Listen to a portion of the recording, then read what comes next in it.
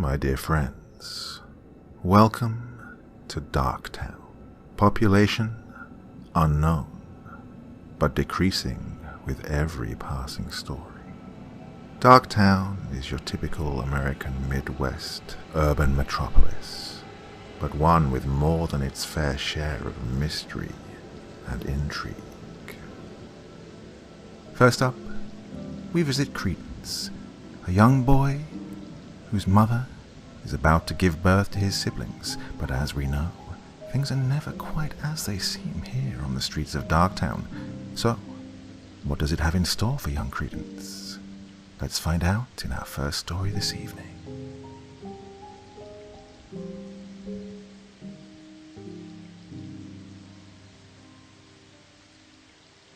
What in heaven's name have you done? The shrill voice echoed off the walls of the small room. Credence flinched. Taking a moment to make sure he wouldn't be caught, he pressed his eye back to the keyhole. Inside the bedroom were his mother, father, the township priest, whom he'd been instructed to call father as well, and two fat ladies who were something called midwives. The priest was glowering at Credence's mother. She was exhausted after her labor and could do nothing except look at him with frightened eyes. Credence wasn't exactly sure why the priest was yelling at her, or why she was crying. He wanted desperately to run into the room and hug his mother, but he didn't dare. Ages ago, when the fat midwives had arrived and helped his moaning mother into bed, his father had grabbed him by the shoulders and told him, "Stay put." So he had. Through 4 hours of horrid screaming, he'd waited outside the door, frightened but curious. Now the house was silent, save for the joint wailing of the newborns and the priest. "Sinner, blasphemous wench," the priest shrieked, waving his Bible this way and that. "My wife is no such thing," Credence's father roared. The priest rounded on him. "Really? Explain that monstrosity, then."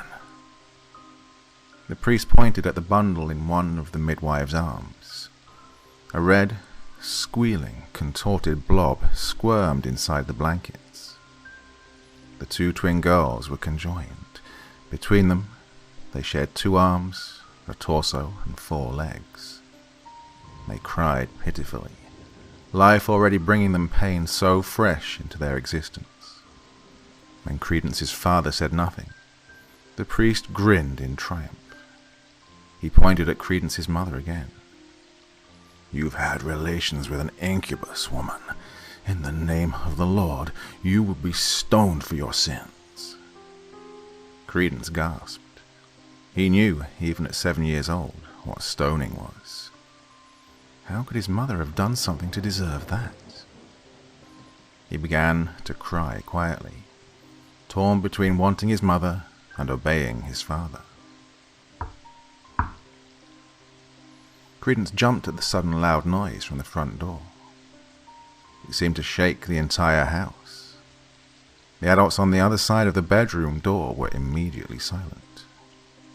Credence swore that the blood rushing past his ears had never been so loud. He was almost thrown to the floor as the door he was leaning against opened. His father stepped out into the hallway, listening. Inside the bedroom, the priest began to pray quietly. The knocking repeated, more insistent this time. Credence watched as his father walked down the hallway to the stairs and disappeared down them. Moments later, he heard the front door open and then shut, as if his father had let someone inside. Odd. They weren't expecting guests. "Credence, come here," his mother yelled to him, but Credence could not move. He'd spotted something climbing up the stairs, and suddenly felt like the air around him had turned to glass. If he moved, he could cut himself. What Credence saw next plagued his dreams for weeks after.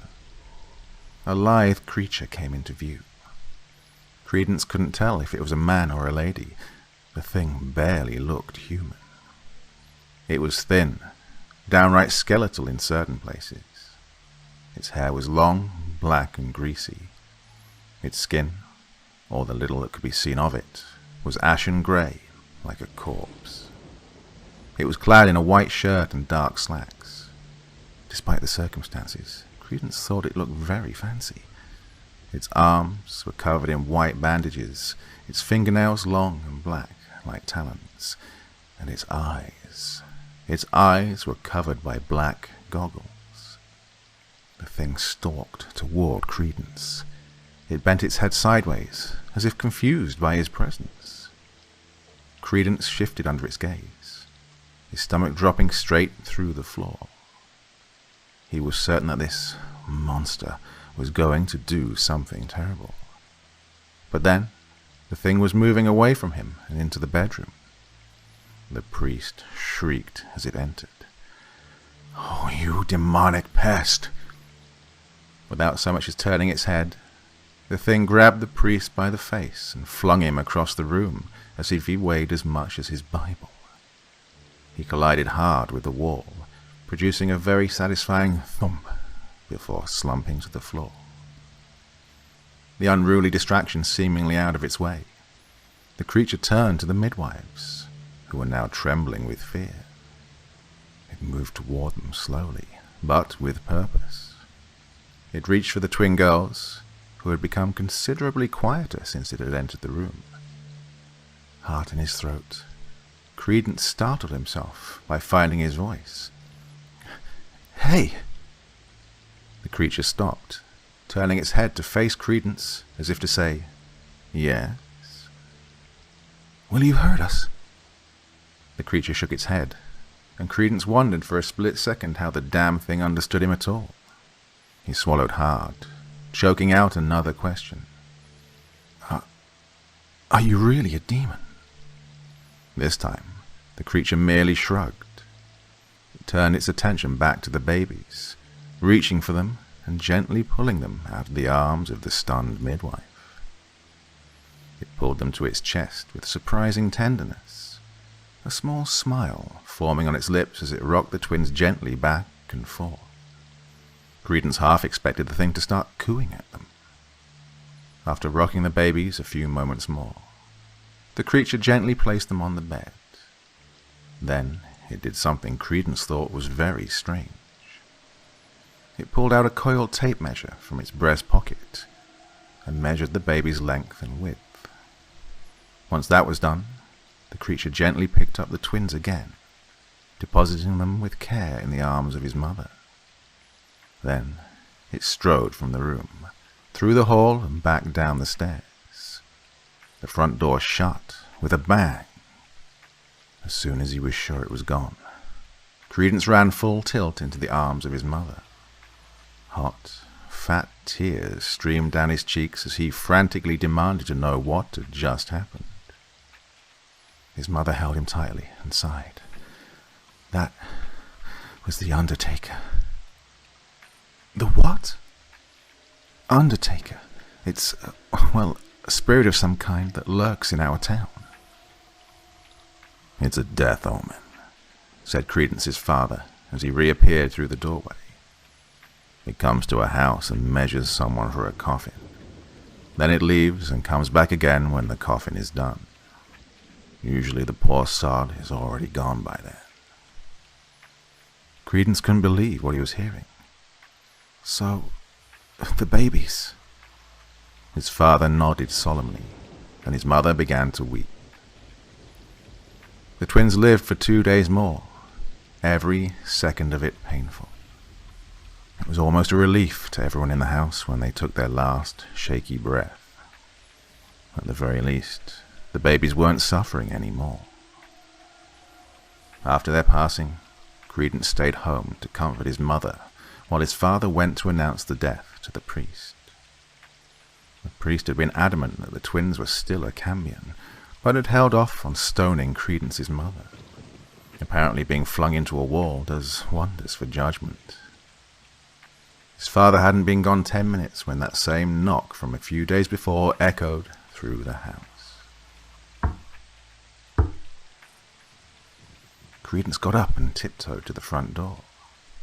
His father had told him, "When the undertaker knocks, you best answer." And he took that advice to heart. People who didn't answer the door made the undertaker angry, and that wasn't ideal. He opened the door, and sure enough, the undertaker was waiting on the other side. Under its arm, it held a very tiny coffin. It extended the sad little pine box to Credence, who took it without a word and promptly shut the door. And that wasn't the last time Credence saw the undertaker. Occasionally, he saw it knocking on the door of some unfortunate person's home. Sometimes it had a coffin, sometimes it didn't. It came back to his own house, twice.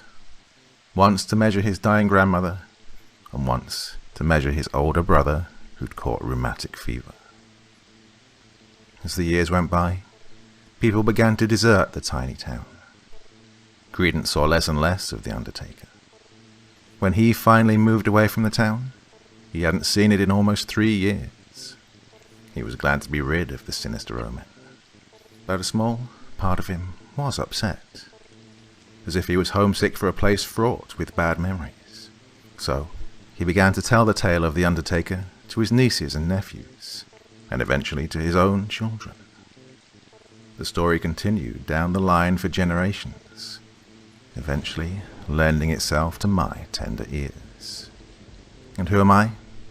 Well, I'm not giving out any personal information to strangers, but I can tell you that I'm Credence's descendant, and now, like my mother, uncle, and grandmother before me, I too have passed on the tale of the death omen, the undertaker. Take what you will from this old story, believe it or don't. I don't really care, but I'll advise you to remember, if the undertaker knocks, you best answer.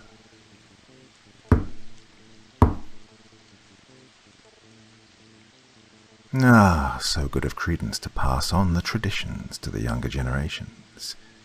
Now we move on further through the streets of Darktown, finding ourselves at the house of young Alex, a boy who's tired after a day of fishing with his older brother. He goes to sleep, and sleeps well, but wakes the following morning to find that circumstances have changed greatly. What does the future hold in store for him? Let's find out. I'm going to start the story off by saying it's completely true, and you can choose not to believe me, but I'm telling you, it really did happen. I'll start the story 6 months ago. My brother Jake and I were fishing at a lake not too far from my house, trying to catch some salmon. It was an awesome spot, and he would take me there a lot. He took me lots of places, and he used to hang out with me quite a bit. He was my big brother, my best friend. But that day, everything changed. While we were fishing, he got a mysterious call from a blocked number. I couldn't hear what the conversation was about as he walked off to take it, but it sounded tense. It was getting late, and we hadn't caught anything yet. So once the call ended, we both agreed to head back. When we got home, Jake headed off to his camper van, which was right out the back of the garden. It was a beat-up old thing, but he really loved it. Some nights he'd let me stay in there, and we'd play video games. It was nicer on the inside than the outside, as he'd done it up pretty nicely with a little bit of money he had from doing freelance photography. He was pretty good, too. He didn't make much money, but he was doing what he loved. I still am only 16, so I just worked at the local McDonald's. I didn't make much either, but it was enough to keep me happy. Anyway, Jake headed off to bed, and I did too. I was pretty tired, and I had to work the next day. I headed past the kitchen to get to my room, when I saw my mum in the kitchen making some dinner. "How was the fishing, honey?" she said happily. "Yeah, it was great, Mum. Didn't catch anything this time." "You never catch anything," she exclaimed. I laughed and headed up to bed. "You're not hungry?" she added. "No, we already ate," I replied. Jake and I had stopped off at the local McDonald's on the way home. I shut my door and landed on my bed, falling into a deep sleep. The next day I woke up and headed out the back to ask Jake if I could borrow his car to go to work for the day, as I knew he didn't have any jobs on that week. However, I was shocked to find my dad brick paving a stone area where Jake's caravan used to be. I stumbled in my tracks. "Oh, where's Jake? What happened to the caravan?" I asked, confused. My dad turns to me with a confused look. "What are you talking about?" he asks in a grouchy voice. "The RV. Where'd it go?" I replied confidently. "Don't know anything about no RV, boy," he continues, placing bricks down on the ground. I head back inside to see my mum in the kitchen again, but this time she's staring out of the window, facing the front of the house. "Hey, Mum, where's Jake? And what happened to the caravan?" I ask. She turns to me with a worried and confused look. "Honey, who's Jake?" My heart sinks into my chest. She opens the fridge and starts making breakfast. Your son, Jake," I say cautiously, as if to remind her. She ignores me and continues by opening a jar of peanut butter. "Mom, are you joking right now?" She interrupts me. "Honey, stop. I don't know anyone called Jake. Is he a friend of yours?" I stand in the kitchen with a both scared and confused look on my face. My mum was getting older. Maybe she'd just forgotten for a second. But, no, how could you forget your own son? And that doesn't explain why my dad didn't know what I was talking about either. "Don't worry about it," I said, heading off up the stairs. I walked through the hallway and looked at the large array of family pictures along the wall. My chest tensed, and I felt butterflies in my stomach when I saw the pictures had been rearranged, and some were even missing. I couldn't see one photo of Jake anywhere. My parents were obviously playing some kind of joke on me, I thought. I rushed into my room and grabbed my phone. I looked through every one of my photos. Not one photo of Jake could be found.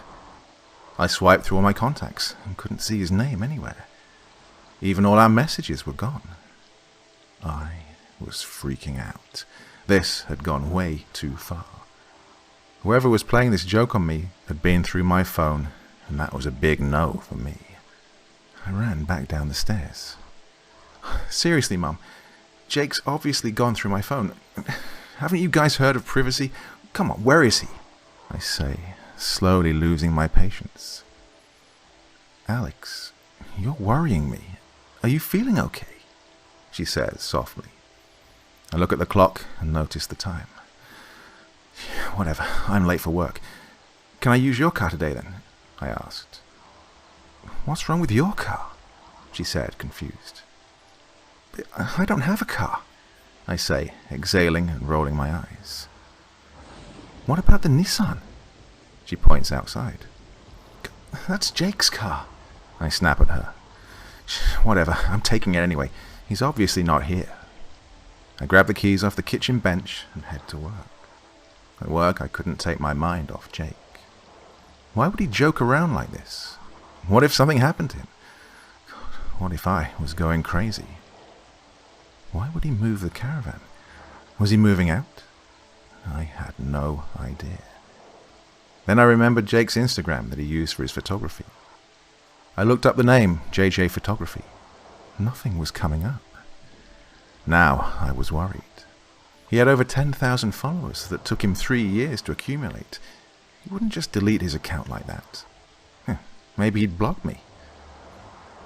I asked the girl I was working with if I could look him up on her phone. But once again, there was nothing. What the hell was going on? Once my shift was finished, I headed straight home. Still no sign of Jake. Now, I'd confronted my parents many times, and all they did was look at me like I was crazy. It's been 3 weeks now, and there is no sign of Jake anywhere. It's like he never existed. No text messages, no photos, nothing. My parents were starting to think I was going crazy. I needed to find out what had happened to him. I've contacted the police, but they say he's over 18 and they can't do anything about it. He has the right to go missing, they say. I'm convinced something terrible has happened to him. He wouldn't leave me like this. We did everything together. He had so much going for himself. God, I was convinced my parents were involved. I would try to talk to my dad, but every time I mentioned Jake, he would get angry and tell me to stop talking nonsense. I asked my neighbors if they'd ever seen him, just to prove that he had existed, but most of them are elderly and were no help at all. I just couldn't find any of Jake's stuff anywhere, as it was all kept inside his caravan. Other strange things started happening around here too. Like, one night, I was walking past my parents' bedroom to go to the toilet, when I hear them whispering to each other. I couldn't quite make it out, but I distinctly heard my mother say, "What are we going to do with him?" My eyes widened, and I quickly tiptoed back to my room as fast as I could. I lay in bed, trying to figure out what she'd meant by that. Had they done something to Jake? Was I next? I stopped trusting them after this. I knew they were involved somehow. I'm not crazy. I would always catch them looking at me from the corner of my eye. My idiot dad never leaves that garden. He's built a gazebo patio area out on the area where Jake's caravan used to be. I always knew Dad didn't like Jake. They couldn't wait to get rid of him. Always trying to get him to move out. They were always arguing with him. I took pity on him most of the time. He had it tough as the oldest child. They've always been more strict on him than they ever were on me. Then, one day, while I was at school, I remembered something. When Jake and I were kids, we used to play down at the old forest at the back of my school. I skipped class and headed to the forest. I was looking for something. An old tree that we used to carve our names into.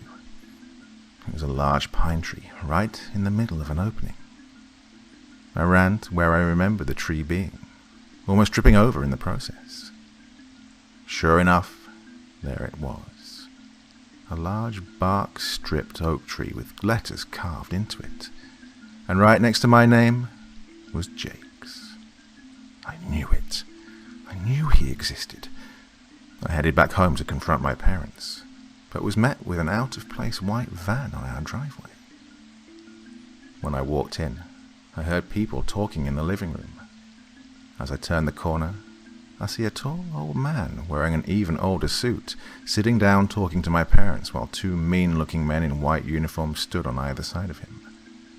The old man, wide-eyed, started talking. "Ah, here he is. The man I've been hearing all about. How are you, Jake?" My heart stopped. "Who the hell are you? My name is Alex," I say as confidently as I can, but it comes out shaky and unsure.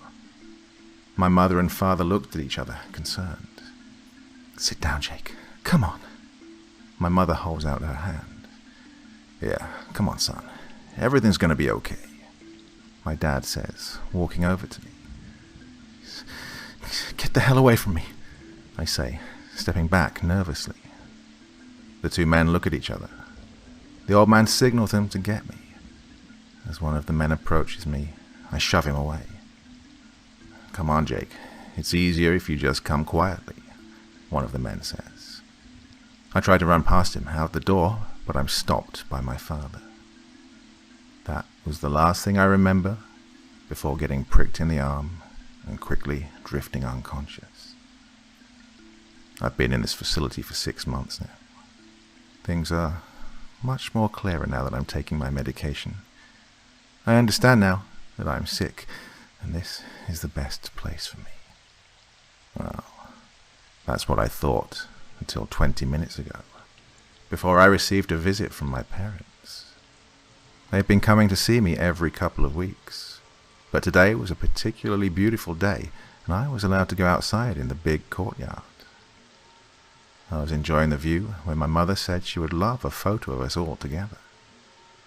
She went and asked one of the nurses to take the photo of us, when my father leaned in close and whispered into my ear. He whispered something that shook me to my core and knocked me out of any days the medication had got me under. Such a beautiful day. It's too bad Jake isn't here to take our photo. "Say cheese, you guys," the nurse yells, smiling from behind the camera. My mother leaning in closer to me to get in the photo. I stared at the camera with a cold, blank expression. I was staring at the camera my mother gave the nurse to take the photo. The same camera that my older brother Jake used to use.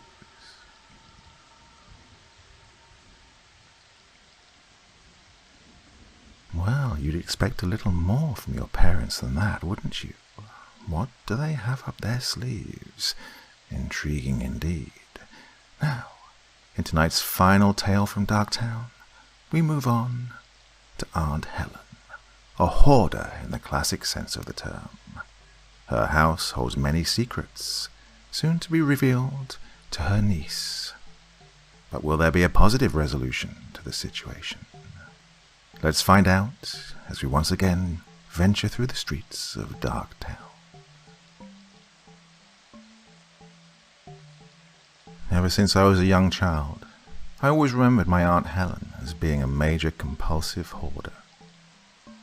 The few times my family and I would try to visit her, it seemed as if the mountains of miscellaneous items would get taller and more threatening every time we stopped by.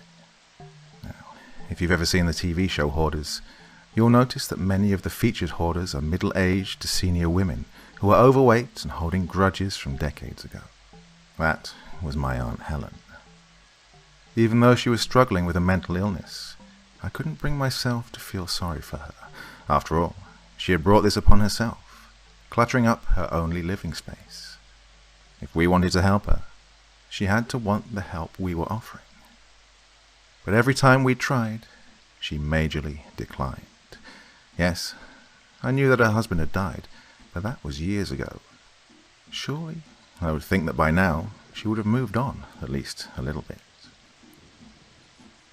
It had been several years since I'd last visited Aunt Helen. In more recent years, she'd always declined to show up at family gatherings and parties. I just assumed it was because she felt slightly ashamed that we all knew about her hoard, or that she could barely leave her house in the first place.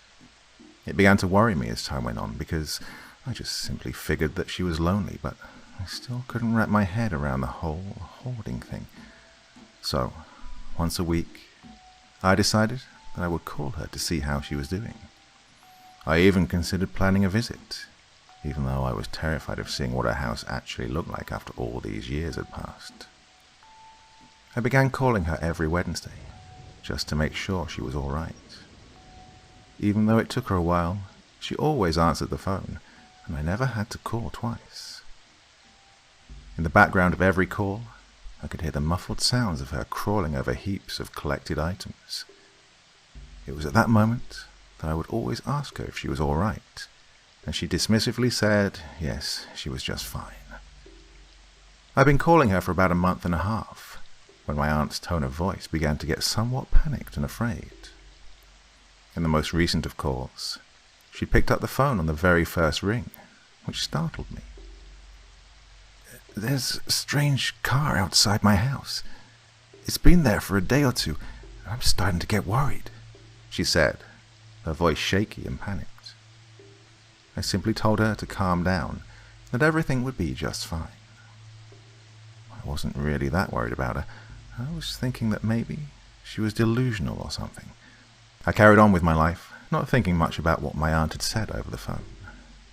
That was until the next Wednesday rolled around. I set about my normal routine of calling Aunt Helen. I was surprised that she hadn't picked up the phone at all. She always picked it up, even if it was on the last ring. I decided that maybe she was taking a nap, so I figured that I wouldn't bother her. I should just try calling her again the next day. Again I called, but no answer. Now I was really starting to worry. I decided that I should face my fears and head over to her house to make sure that she was doing okay. The drive wasn't far from where I worked, so I arrived there in about 10 minutes or so. I could see a rusty, peeling grey van sitting in the street beside her house. I pulled into her cracked, weathered driveway and took a gander at the house she'd lived in for most of her adult life. It was painted a dingy, peeling white, with dusty windows and weathered shingles. It wasn't the outside I was the most worried about, though. I swallowed hard and made my way up to the front door, lightly knocking. No answer. I knocked again, but louder this time. Still no answer. I took a deep breath and decided to step into the house. I began trying to push the door open, but it barely moved. I pushed again, harder this time, and the door only moved a tiny bit more. I tried one final time, using all my strength to push the door open just enough to squeeze myself through. I gagged and nearly vomited at the putrid smell that filled my nostrils. It smelled like rotten food, decay and fecal matter all mixed into one. I didn't dare shut the door behind me as I trudged slightly deeper into the house. All the lights were on, despite it being daytime, which I found slightly weird. I had now realized there was a pile of junk about 4 feet high, blocking the doorway. Just looking at the mess and clutter made me begin to feel anxious and claustrophobic. I had no idea how my aunt had managed to wriggle her way around the house. There were piles and piles of junk, and knickknacks piled all the way up to the ceiling. The piles consisted of anything and everything you could ever imagine. Food wrappers and old boxes, stuffed animals with matted fur and mounds of tattered clothes. I surveyed the scene in disgust, all the while calling out for my aunt. I covered my nose and mouth with my shirt and began to make my way up and around the huge mountains of forgotten junk. Every time I called out, I received no answer in return. Beads of sweat began to form on my forehead as a feeling of panic began to form as a lump in my stomach. As I was about to venture into what I assumed was the living room, the smell of rot and decay began to grow stronger, making me gag. I thought I was prepared for anything when I walked into that house, but nothing could prepare me for what I stumbled upon next. There was Aunt Helen, but not as I was expecting to see her. She looked a lot larger than she had the last time I'd seen her, bloated with post-mortem gases. A single bullet wound dotted her head, while swarms of flies buzzed around her lifeless body. The sight and smell hit me like a ton of bricks, and I couldn't help but turn away and vomit. I stumbled outside and immediately called the police, thinking that my aunt had ended her own sad life by turning a gun on herself. The police showed up shortly after, thinking that it may be suicide as well. The only thing that was strange was that the gun in question could not be found. I didn't blame them, of course, as it could have gotten lost in her heaps of trinkets and junk. It was now up to me and my family to clear out her house as a team. Anything below the uppermost layer began to rot, making it easier just to shovel it all out like clearing ashes from a fireplace. The fridge has been filled with rotten food, and more than a fair share of dead critters and insects. My cousin and I were able to locate at least 2 deceased cats, as well as something unidentifiable. But as I was clearing items out of one pile, I uncovered something even more startling.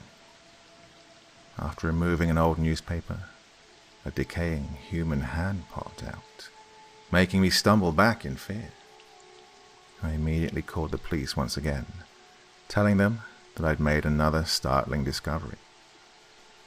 After a thorough investigation over the course of a week, they were able to inform us that the body was identified as a man with an extensive criminal record.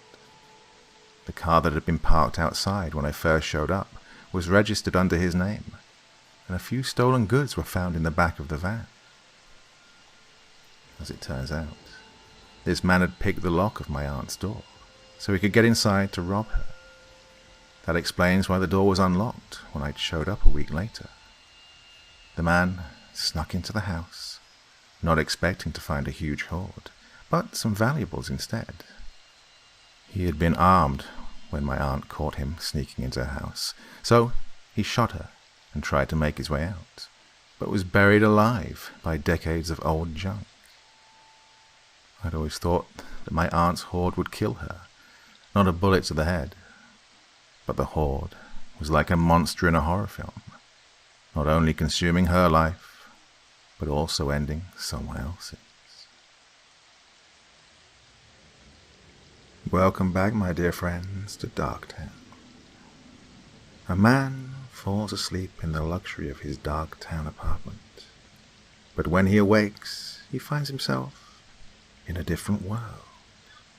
Will he ever be able to return? Listen and see.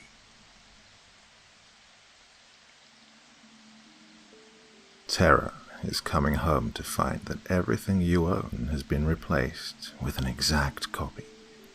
Renowned horror novel writer Stephen King is quoted as saying, "Perceiving threats through natural intuition helped our ancestors to stay alive. Most of the time we can quickly guess if something is a threat to us or not, such as a falling boulder or having a gun pointed at us. There is that space between what we think is a threat and what is not one. This is vagueness or ambiguity. A dictionary definition for ambiguity is the quality of being open to more than one interpretation. Inexactness. Our brains can't exactly guess if something is a threat by looking at it, like a creepy mask or a clown. There is nothing wrong with a mask or a clown. There's just something a little off about those two things. It's just unnatural. Let's say that you walk down the stairs to get yourself a glass of water in the middle of the night, after everyone else has gone to bed. It's so dark in your house that you need to have a hand against the wall just to get downstairs. You start to hear little noises that you normally would have ignored because you've heard them so many times. All of a sudden, you hear and feel breathing on the back of your neck when you thought you were alone, and turn around to see nothing there. Well, something happened to me that might never be explained. This experience wasn't some kind of lucid dream or a hallucination. It was real. I was in shock, and it took a little while for my mind to reason with itself and accept the alien situation that I was in. How else would I just wake up one night with a tattoo of the number 3 on my upper thigh in a place that I've never been to before? A week ago from tonight, I woke up to find myself strapped to a chair with a black blindfold over my whole face. I thought I was hearing voices that sounded exactly like my own. Next, some unknown force took off the blindfold, and I found myself in a dark room where I could barely see a single thing. A light then abruptly appeared and made a humming noise, and I saw that I was in a small room surrounded by 6 other people, all of whom looked exactly like me. We were all silent. We had no idea what we could say that would be relevant to what we were seeing. "Hello," a muffled voice said over an echoing speaker. "You are all probably in shock at this moment, and have nothing to say that would put any of you at ease. You may notice the similarities between yourselves." "Where the fuck are we?" we all said in unison, and then sharply went quiet because we were so shocked to have had the identical reaction. Jinx. "It's all right. Your reaction is completely normal. Who we are is unimportant. It's the question of who all of you are is what you should direct your attention towards. Are all of you you? Or are all of you individuals, just like someone you may make awkward eye contact with on the street? The mysterious man was not making any of us feel better. After all, we'd all woken up strapped to chairs in a dark room and found 6 other people in the same situation that all looked and talked exactly like me. And I had nothing to worry about. That's madness. Like I said before, anything that I say by this point will not aid in calming any of you down, so it would be useless to even attempt to do so. There is just one explanation I will give you before we all leave. There are 7 of you joining us here today. All of you appear identical, down to that little freckle you have on the back of your left hand. I looked over to my left hand and saw that there was that little freckle right underneath my pointer finger.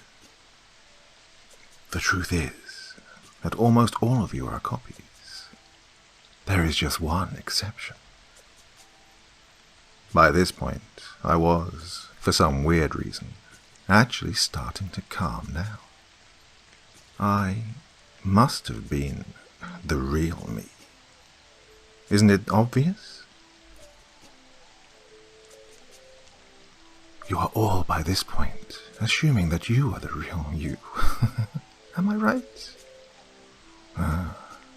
This is where you are wrong. How could I be wrong?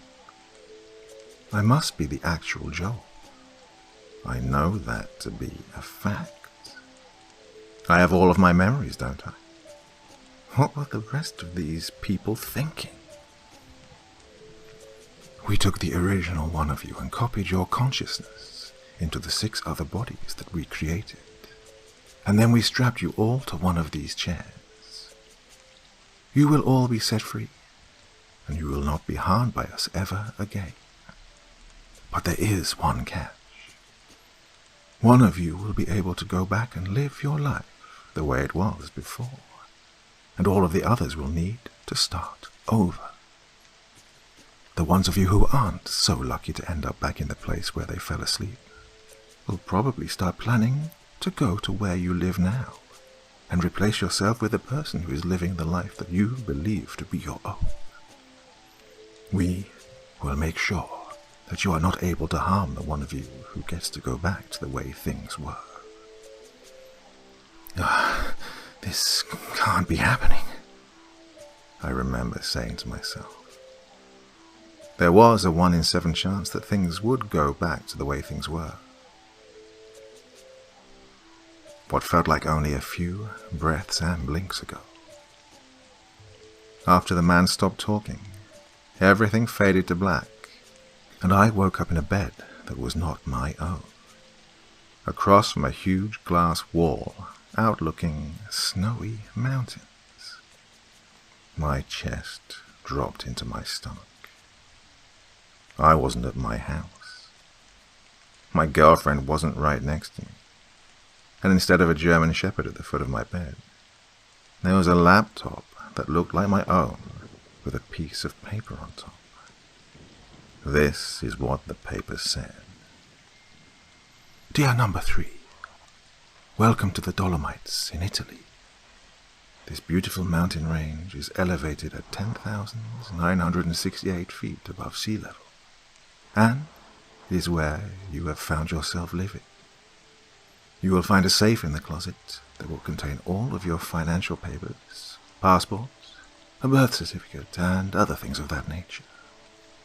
You do not need to worry about working. We have provided you with enough wealth to live comfortably for the remainder of your years, and there will not be a language barrier when communicating with the locals. You will not be able to do a reverse search of your face online. but you can follow the original Joel online and will be able to peer into his life. But it will not be possible for you to contact him in any way. Now, go out there and go on some adventures. Find a special friend and treat yourself every now and then. You are still young, and you have many more years in front of you. I felt so stuck. I haven't left my 3-bedroom house yet. Groceries were delivered yesterday, so I've been fine. I'm just sitting in front of this window looking at an old photo album. It has all the photos, from my first birthday all the way up to my last few days of my old life. But there was one slide missing in the photo album. I guess it was symbolic of something. Then I went into Facebook to find Joel. And at the top of his wall he had 120 likes. Wow, I said to myself. I'd never gotten that many likes before. The photo was of Joel on one knee proposing to our girlfriend of 7 years. Maybe that was supposed to be the last picture in the photo album. But I will only be able to see how one of the 7 Joels lives the rest of their life through a Facebook and an Instagram page. I will never be at my wedding. I will never be able to meet my first child. I will never be able to sit down in a chair in the office of the job that I was working to have. All I can do is start over.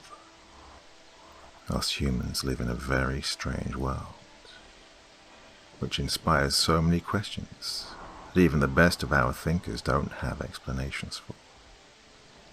We seek out answers, launching rockets into the depths of space, never to be seen again. We send boats into the deepest parts of the ocean in order to discover new places.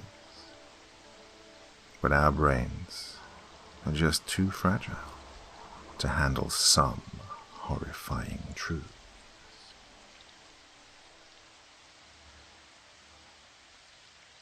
Well, do you think he was the lucky one who got to return to Darktown? Maybe his luck was in not being the one to return. In our second story this evening, we investigate a case of sibling rivalry gone bad.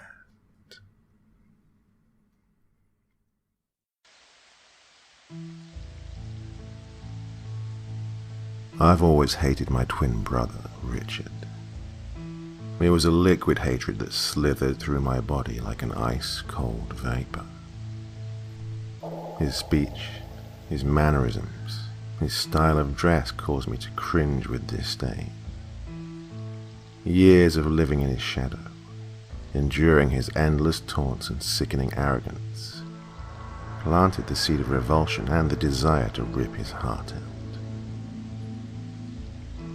As kids, he was blatantly favored by our parents, while I was labeled the difficult one, and the contempt we felt for one another because of this was palpable. Through the years, our conversations were always peppered with snide remarks and criticisms. There was never any warmth or shared moments of affection, just a barrage of accusations and hidden agendas. The day he died, I rejoiced. I'm sure that sounds heartless, maybe even a bit psychotic, but it's the truth. There was no outpouring of emotion or tears of sorrow. I lacked any feelings of remorse. I felt nothing. Richard's death was inconsequential, a minor distraction, which was easily disregarded. I viewed my parents' overwhelming grief as tedious. Their constant whimpering made me want to vomit. I would snicker under my breath whenever they would mention my brother's name, and then crumble into an emotional heap. Their devastation was always met with a drawn-out yawn, and a vindictive smirk, because I knew how much these people despised me. I was a reminder of what they had lost, and it was delicious. At his funeral, I looked on with eyes clouded with amusement as I watched my mother make a spectacle of herself by collapsing onto Richard's coffin and repeatedly screaming, "Why?" As my father tried to console her, our eyes met, and again I smiled, for I knew the truth. They had murdered the wrong son.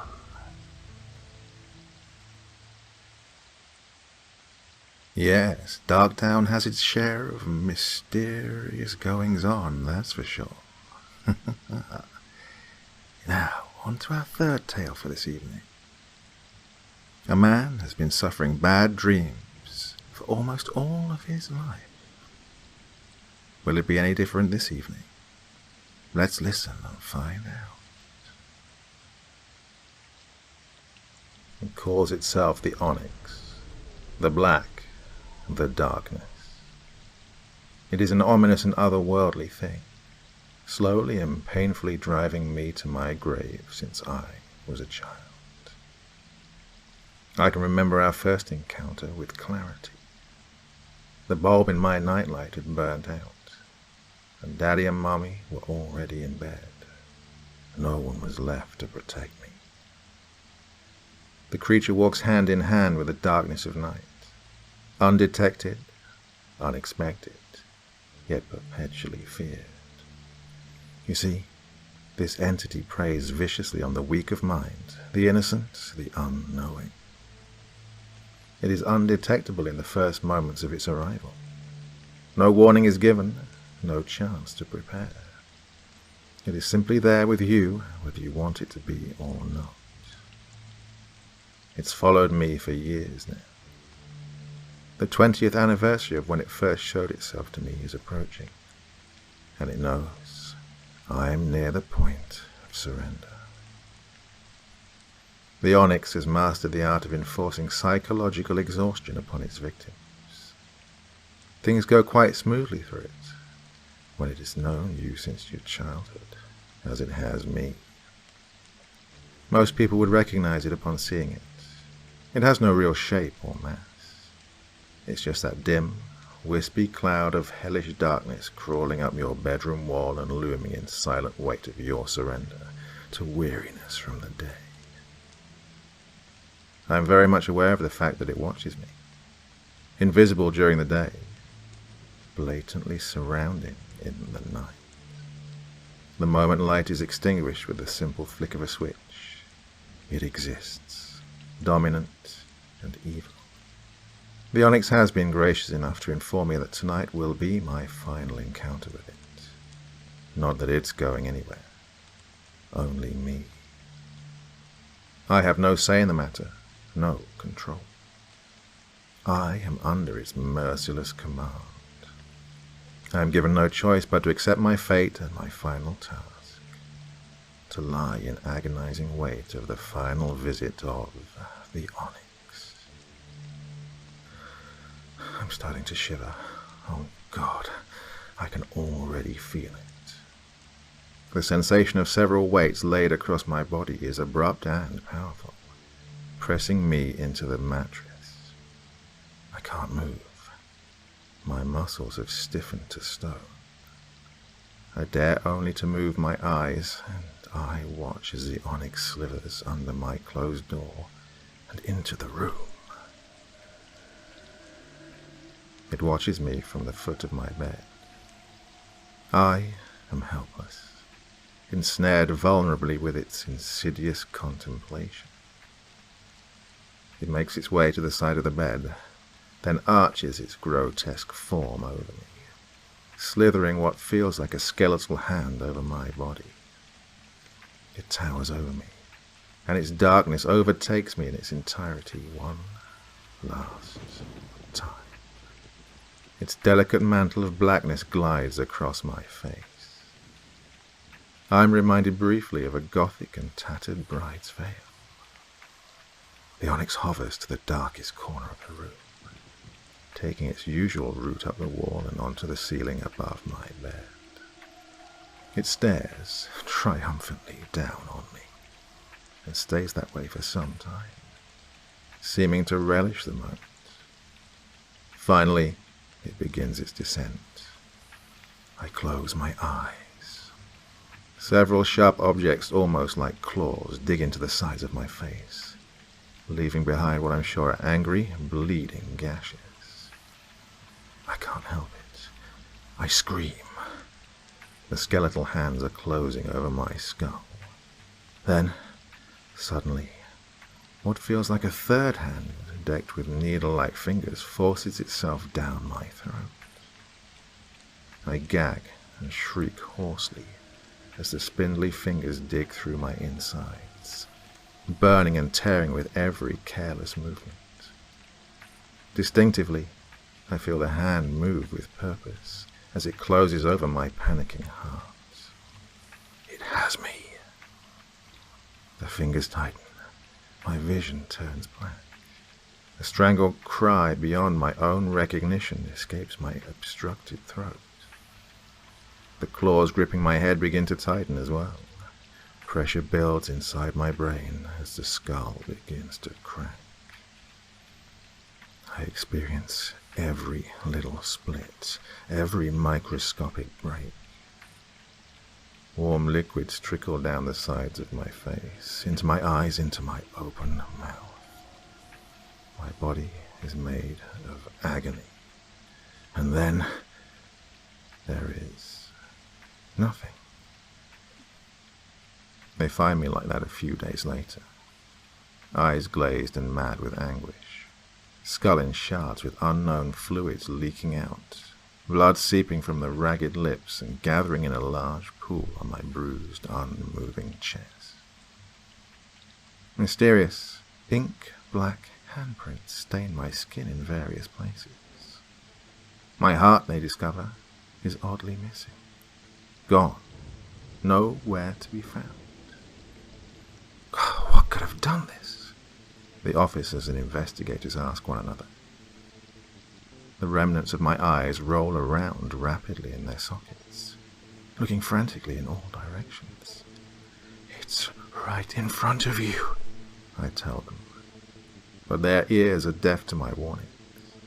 Their eyes are blind to the things of this netherworld of darkness and ceaseless torment. I watch the creature follow them out as they leave the gruesome scene of my demise. The creature. My second shadow. My lifelong stalker. My executioner. The onyx. It's all around you. It will never leave you. Take my word.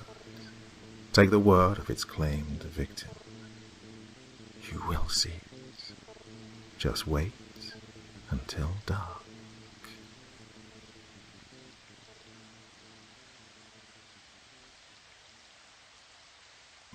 So when I tell you it's only a story and wish you sweet dreams, I do so dearly hope it doesn't end up for you like it did for that poor man. Now, on to our final story of the evening. One of Darktown's fine members of the police constabulary is worried about a strange figure that he sees outside his apartment. He's also worried about home invasion. Where could this all lead? Let's listen and find out. It's true, what they say. Monsters do exist. They have always existed and will continue to do so. They live in our minds, infesting them with suicidal and horrible thoughts. Some of us give in, some of us don't. It's the battle that never ends. But there are more strange and fearsome things. The things that lurk in the shadows and only come out when it's dark on our planet. They feast on us, on our fear, our guilt, and every bad emotion we have. This is a story about one of those things. of those things that want to destroy our people. Kill us, torture us. I stare at the TV screen. Just some classic bullshit about politics again. My mind wanders off to several different thoughts. My wife, my job, my family. I work for the local police station, and since there are rarely any crimes in this town, we mostly eat donuts, drink coffee, and get fat. Although I wouldn't call myself fat. I go to the gym every day and try to eat healthy. Although tonight I have a bag of chips with me. A thought comes rushing into my mind. It was about a case we had last month. A man was washed ashore. He was dead, obviously, and covered in bite marks. And in some parts of his body there was flesh ripped out. His eyes were gone as well. We thought sharks, but they don't usually just bite some dead prey and leave it. No. There was something quite off about this bizarre incident. We had to close the case since there were no suspects, and the man's body was too destroyed to identify him. I felt a breeze of cold air the moment I sat up from the couch. The kitchen window was open. I got up to close it, and as I did, I saw a figure standing outside, looking at our window. I was a bit creeped out, I'm not going to lie.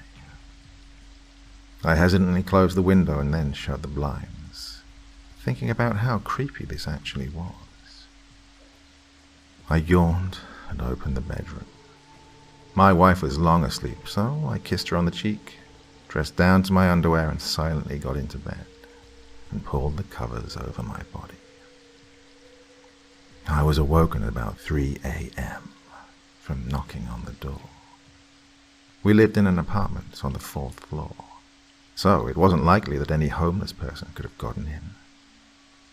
Yet I got up, put on a pair of shorts, since it was summer outside, and went to look. I heard the knock again, and this time it was more violent. I said, "Hello?" and immediately regretted saying it. From the other side of the door, I heard an old man's voice. "Go, run, they'll get you, run, run, they will eat you." And then there was silence. I listened for breathing, but there was none. In fact, it was way too quiet, more than it should be. We lived under a bar, and people go there every night. I was really creeped out when I, once again, felt cold air rush up my back. I looked behind me and saw the window in the kitchen open again. What? I'd closed it when I went to sleep. I walked slowly to the kitchen and to the window. I saw the same figure still standing there.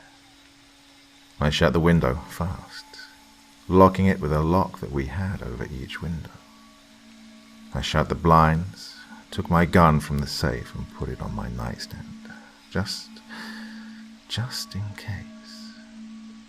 I went back to bed, but it's needless for me to say that I didn't close my eyes once again that night.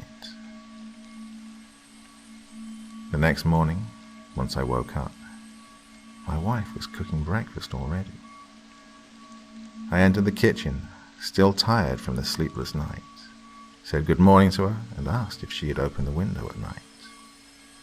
She denied doing it, so I was left thinking about this all day long. I won't bother telling you about my workday, because it was boring as hell. Nothing ever happened in this small town. I got home before my wife, because she works at the mall and she comes home at 8.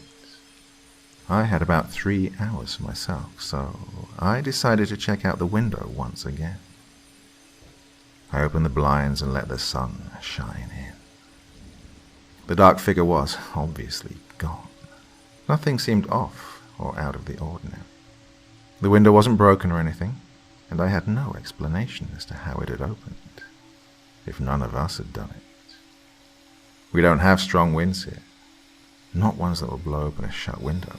Definitely not. I was confused. Things like this just don't happen. I don't believe in ghosts or anything like that.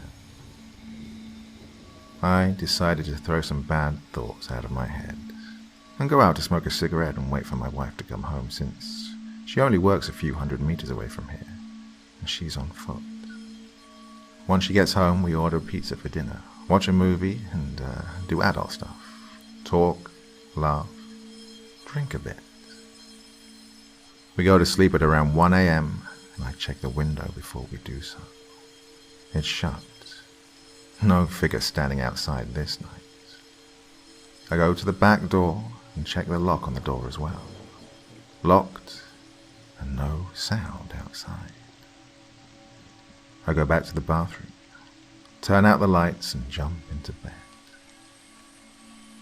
I feel cold. I wake up. My watch is unplugged. I turn around and see the bed beside me empty. And cold sweat is rushing down my spine. My wife is gone. I bolt upright in bed. I feel the cold again. I grab my gun and walk out of the bedroom. What I see is terrifying. Every window is open, wide open. The cool air is blowing in. I proceed to close every window and, as I do, I call for my wife. No answer. I check the bathroom and every other room. Nothing. Finally, the kitchen. The window is the last one open there. I walk inside the dark kitchen, pointing my gun at the window. It's an intruder, I proceed to tell myself. But something inside me knows this is something worse. I don't dare to turn on the lights in the kitchen. I'm scared that I might see something I will... well, I don't know. I slowly approach the window. Then I see it. It's my wife. Well, her face to be exact. A minute later, it's gone. I want to call out to her, but I can't. My mouth is dry. My hand with the gun is now shaking. I'm at the window, and I see it. The figure. It's sitting on the tree. It's not a man.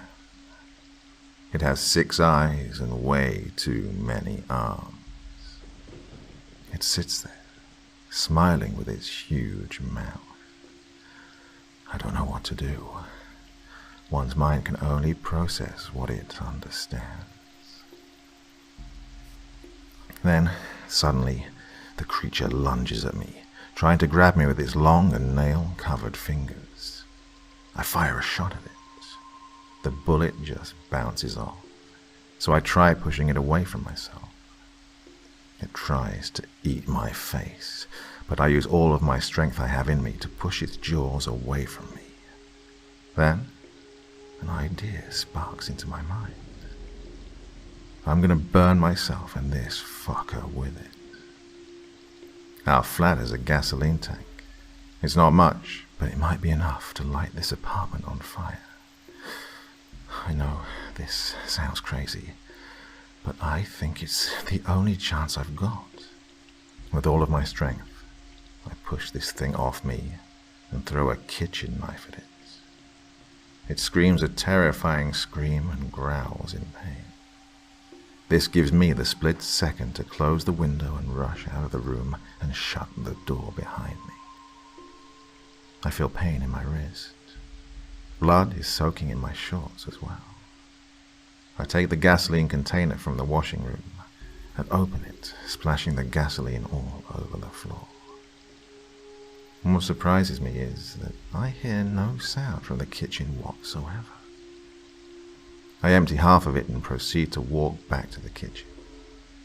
I wait for a moment, then brace myself for the worst and walk inside.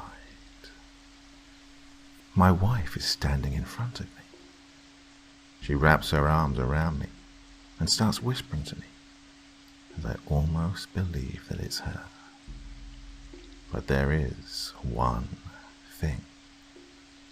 Since when does my wife have red eyes? I scream and punch her away. Immediately her skin starts peeling off, revealing the creature. I smile and splash the remaining gasoline around me and on the creature as well.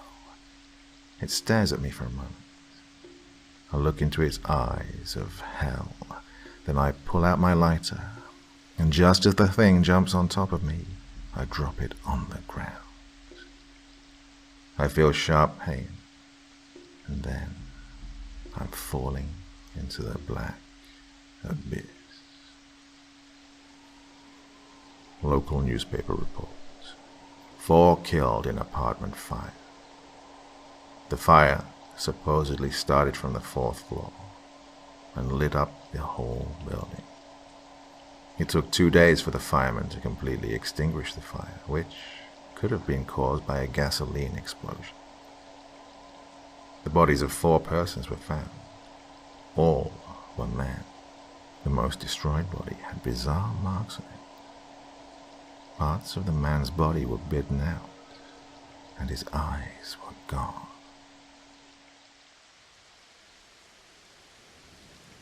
We join a man who has a little time to reflect on the decisions of his past and how they have led him to his current predicaments.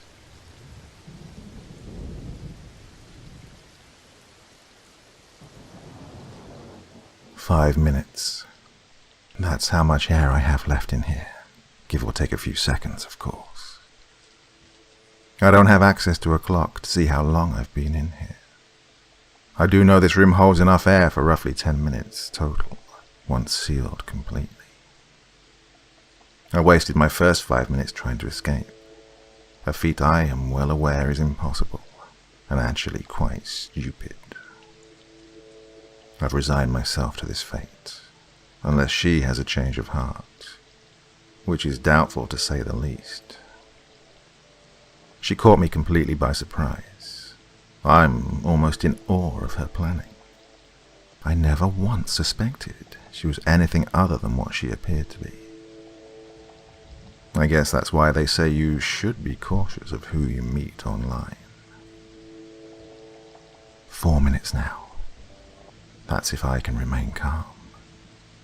I know what to expect, but will it keep me from pounding my fists against the door when my chest gets tight?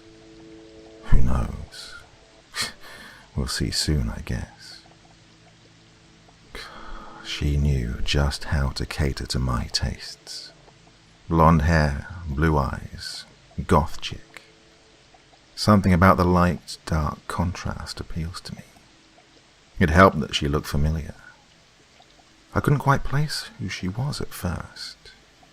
She played a good role and got the best of me. She knew just how to make me feel comfortable, how to stroke my ego and lull me into a false sense of security. She seemed fragile, broken, desperate. Just how I like them. I guess she just seemed easy. 3 minutes.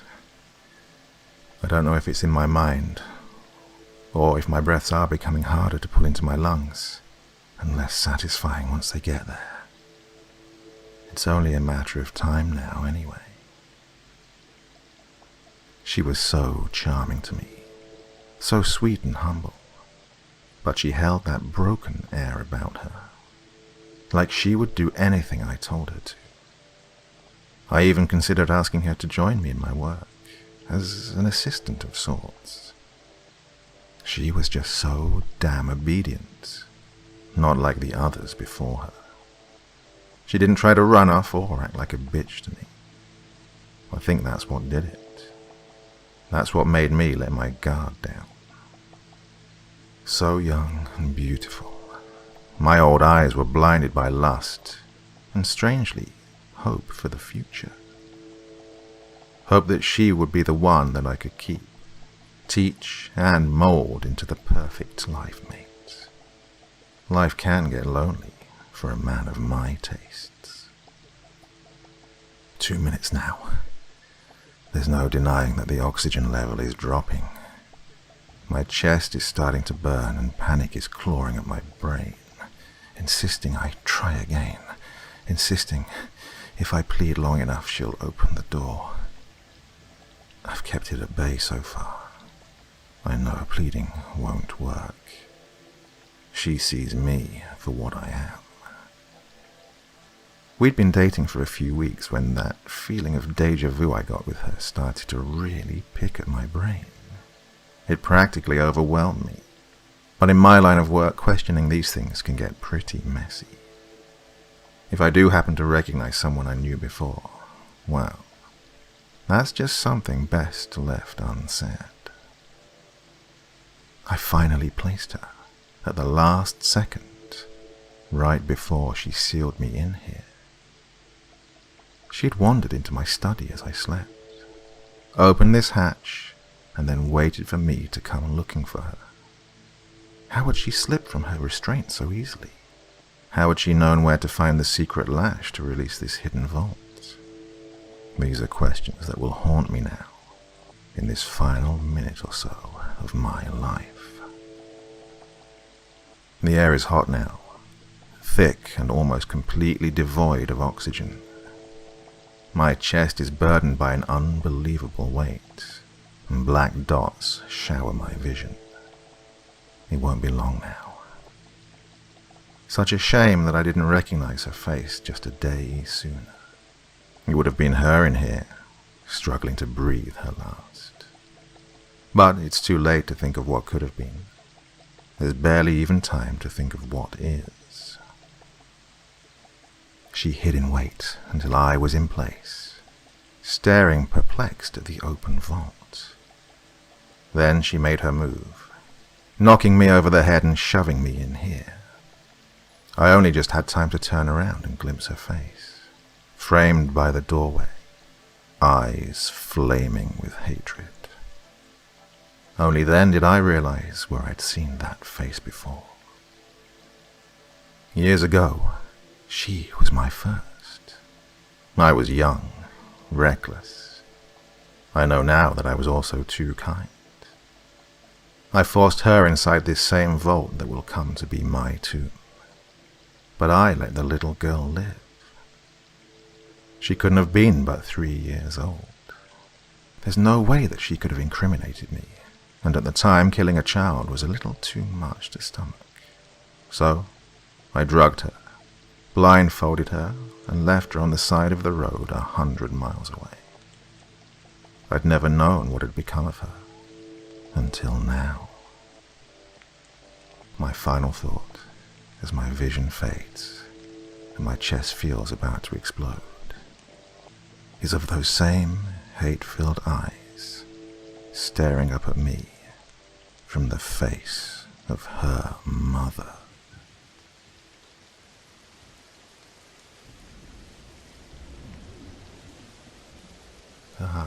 They say we never forget a face, and how true that seems to be. Pity it was a little bit too late for him. And now we move on to a family of 4 brothers who are rejoicing in the excitement of a huge lottery win. But as we are in Darktown, we'll see that not everything ends well.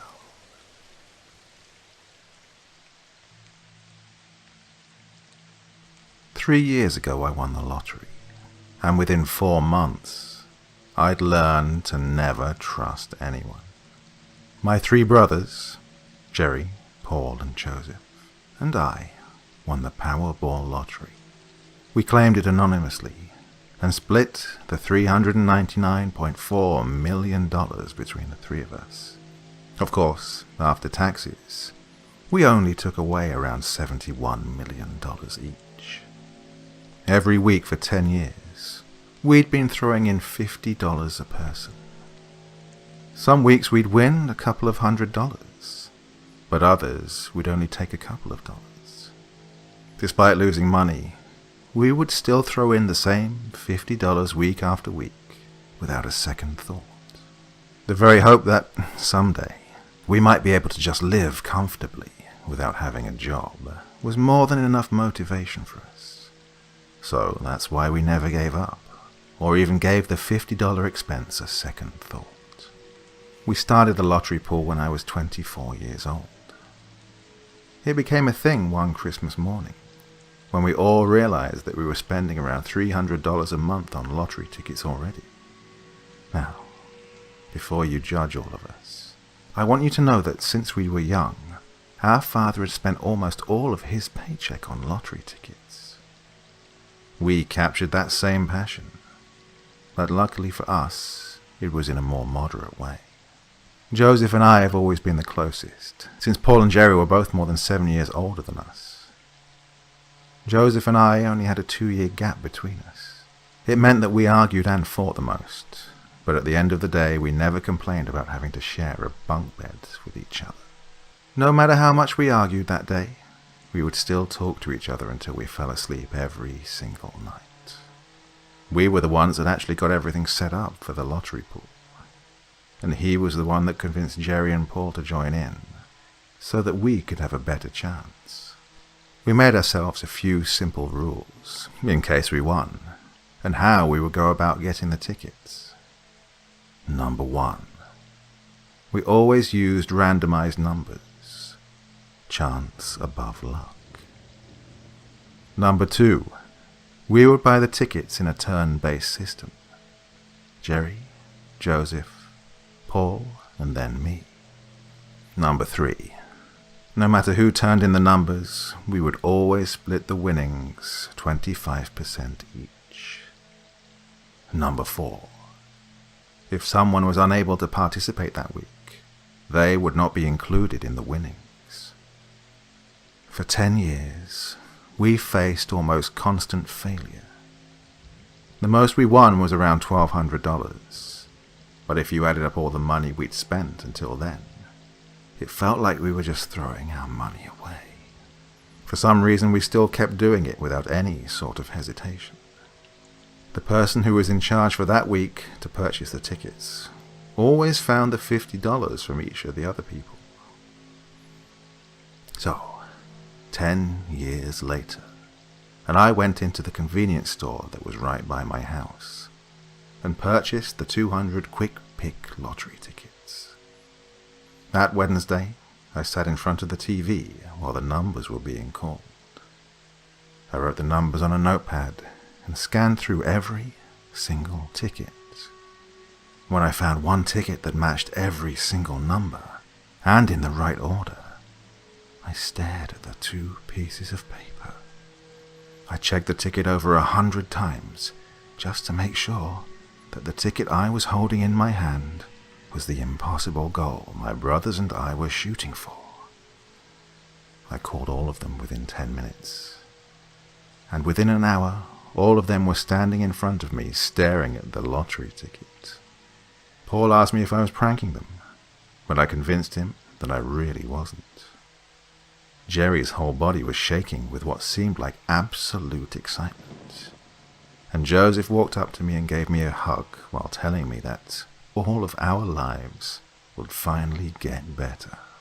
We all decided that the cash option would be the best for us to split it equally. And once we got the cash, the first thing we did was split 4 ways on a new house for our mother and father. I have never seen them so happy than the day that we surprised them with their new house. My father fell into tears while trying to explain how much it meant to him, while my mother gave each of us hugs while telling us how great we were to them. With all this newfound money, life was great to me until a month and a half later, when Paul was found floating in his outdoor pool. His neck had been sliced open, with the head of a rubber duck poking out of his open neck. Joseph came over to my house the next day to deliver the news, and when I heard about it, I just wanted to cry over the loss of Paul. We may not have been close, but he was the one that always made sure we did our homework and that we made good decisions. Every time any of us thought about doing something reckless, Paul wouldn't try to stop us, but he would try to talk to us and tell us that he thought what we were doing was absolutely foolish.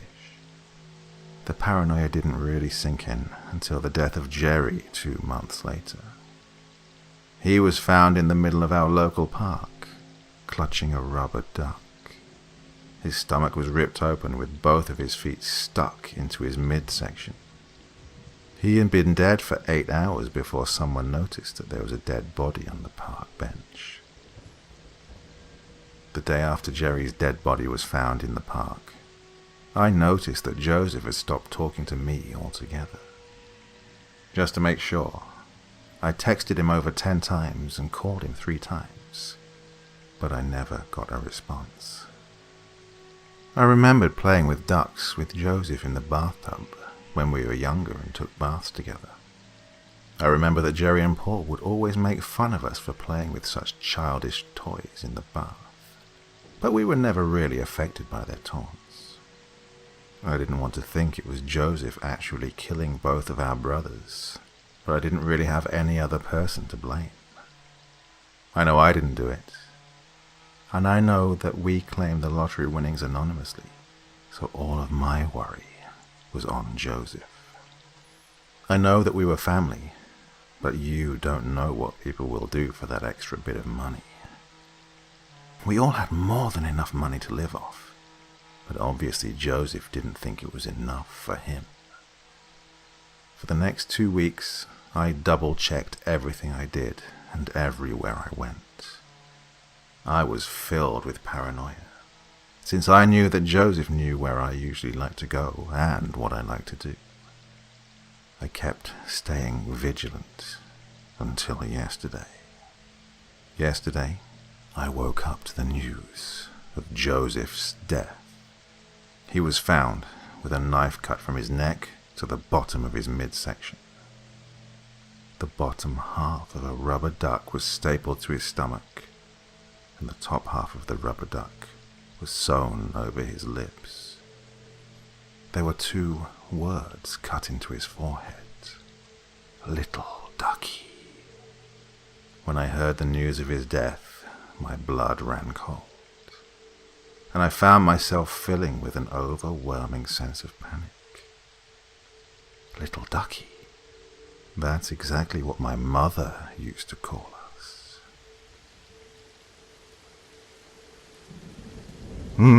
Was that a case of keeping your friends close but your enemies closer? No one can be trusted in Darktown. So, on to our final tale this evening. A man, unhappy with the appearance of his home, decides to do a little bit of decoration, but not in the way that most of us would imagine. I walk past the noose in my living room every day. It's been dangling from a hook I've hammered into the ceiling over the coffee table. For 4 months, I've walked past it every morning as I leave the house, and every evening when I come back from work. Learning how to fashion the thing was easy. I almost couldn't believe how many DIY videos were on YouTube. I made mine with an extension cord. I didn't hang the noose to kill myself. Not then. Really, I just wanted it up there for comfort, to have a reminder that there was something there that would let me escape everything if the time came where I needed to. It was like having a radio that you never played, or a chair you never sat on. It was just there, a piece of furniture waiting to be used. Things have been not so good for a while. Not finding a lot of fulfillment at my job. Haven't spoken to any friends in God knows how long. But worst of all, my wife started cheating on me earlier this year. The guy she cheated with is in his 20s, bartender from in town. Fella at least had the decency to wait until I left the house to fuck her. But they still made it pretty obvious to the neighbors. She would scream loudly, I've been told. Her and I hadn't made love in over 3 years. Hell, we only even spoke to one another maybe once or twice a week. On the day that I found out, when some sheepish neighbor took me out for a drink and broke the news to me, I put up the noose. I did it while she was sitting on the couch watching TV. She said nothing as I stood up on the coffee table, hammered the hook into the ceiling, and draped the knot extension cord over it. I stepped down, looked at her, gave a little smile, and left the room.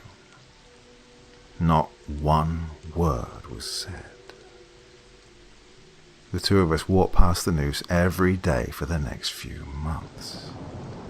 Sometimes I'd find her staring at it, concerned, but she never said anything to me. Her demeanor towards me became a lot friendlier. We started talking more often. One night we even had sex. It was passionless and neither of us finished. But hey, it was something. Neighbors told me Mr. Hotshot Bartender was still coming over, but less frequently now. There was a different kind of screaming going on whenever he was over. Constant arguing. Things weren't going so good with them. I just went about my business, but always focusing on the noose. Soon, I kept thinking to myself, soon. All the neighbors, God bless them, sent me letters telling me to keep strong, that my wife was in the wrong, to consider leaving her and finally finding happiness. All sorts of nice things were said. How I didn't deserve her. How she was a terrible person. How I shouldn't let this get me down. But even being surrounded by all this kindness, nothing comforted me as much as the noose did. It was a guiding light for me, a sign of comfort. It still is, even more so now. One day, I'm sure I'll use it. I'll have to cut the wife down from there first, though. She's been keeping it warm for me since she found all those nice letters. I walk past the noose every day.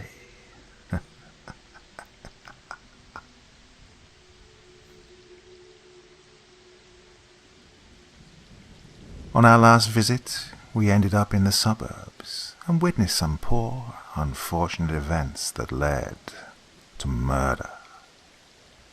This time we venture slightly further out and into the largest wooded area of Darktown, and specifically to a path known as Sarah's Trail. What secrets does it hold, and what might we find there? Let's see.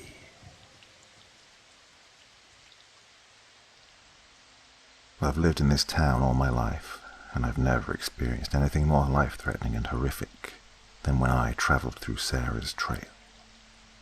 I was only 16 at the time, and a real adrenaline junkie. To me, the trail was just a convenient path that made travels from my friend Chloe's house to my house shorter in time. The trail began near the local Walmart, where the back of the store led into a forested area, and it stretched all the way to the other side of town, where most of the housing complexes were, including mine.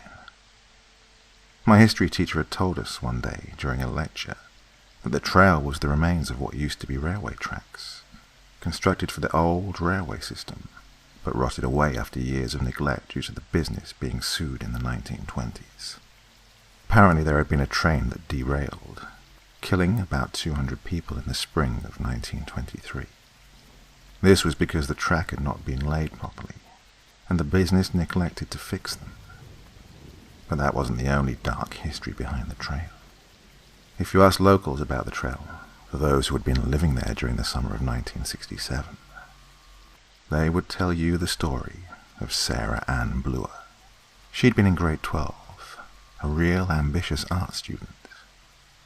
She'd worked on the church mural downtown, her signature painted among the rest of her peers as remnants of a lost, spirited youth.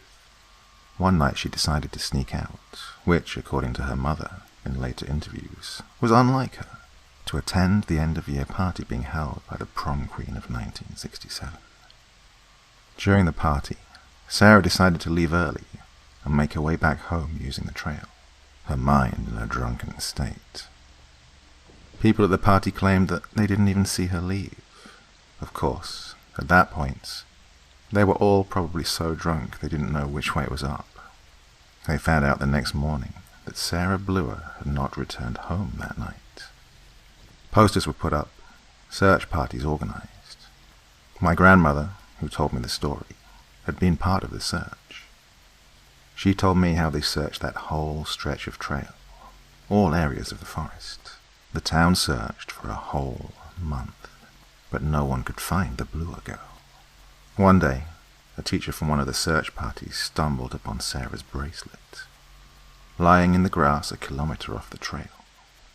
A few centimeters from that was a severed arm, rotted and crawling with maggots. The nails were painted a lime green. Around the arm, the trees and leaves appeared to be smeared in dried blood. The creepiest part about it was the fact that one tree had the words, "them," painted on it. Of course, they discovered it was Sarah's blood and her fingerprints. She had been the one who painted the words. The cops investigated for years, looking for a suspect. They never found her body or the person responsible. Rumors spread around town.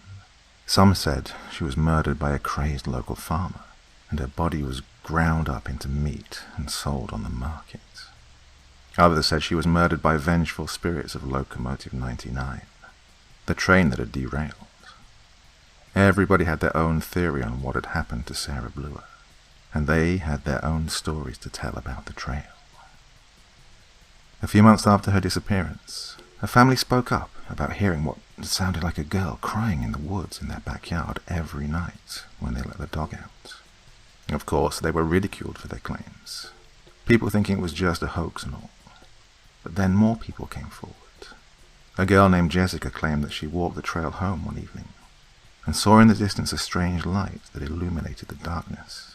She said that as she got closer, she could hear the cries of a girl. She ended up running back to her friend's house and getting her mother to pick her up. But the scariest account was the one that happened to a classmate of mine. Jimmy was coming home from a party one night, taking the trail by himself. Apparently, as he got closer to the end of the trail, he could hear the screams of a girl. He described them as painful, desperate shrieks for help. Then, as he got closer, he could see in the distance a girl. He said she wore a pink dress, her skin pale as day. She had reddish blonde hair and red eyes that were bleeding. She had stood frozen in the middle of the trail, staring at him. He told me that her mouth had been open, eyes wide, as she screamed at him. Blood dripped down from where her arm had been severed off. Jimmy had run down the trail, not bothering to stop until he got back to the party. He swore he would never take the trail ever again. So, why had I taken it? To be honest, I was a skeptic. Sure, Jimmy was a great guy, but he always drank too much at parties. And people like to make up stuff like that for attention. Besides, that particular night, Chloe and I had been home alone, as her parents had been out of town for a party. And my parents worked out of town, so they couldn't pick me up. So the trail had been the best option. I'd left Chloe's late, around 10:30 it must have been, and made my way to her backyard, where the trail began. I remember that particular night had been really hot, and I'd taken my blue hoodie off, hanging it off of my shoulder as I walked. The woods had been pitch black, the only source of light coming from my flashlight. It was an old grey thing that barely lit the path. So, I was pretty much in the dark. I must have been 20 minutes into my walk when I began to feel cold. I was confused as there was no breeze or any source for the cold air. It was like all of a sudden I was freezing. I pulled my hoodie on, my body still cold as I walked faster. I was looking around now, the dark suddenly feeling suffocating. My heart began to race, adrenaline rushing through my veins. I sped up as the woods grew darker around me. The flashlight had suddenly begun to flicker, and the stream of light dulled. I hit it against my hand rapidly, the light still flickering. The path was black now, the outline of the trees around me. The night sound suddenly became louder, the crickets chirping in my ears, the sounds of a twig snapping.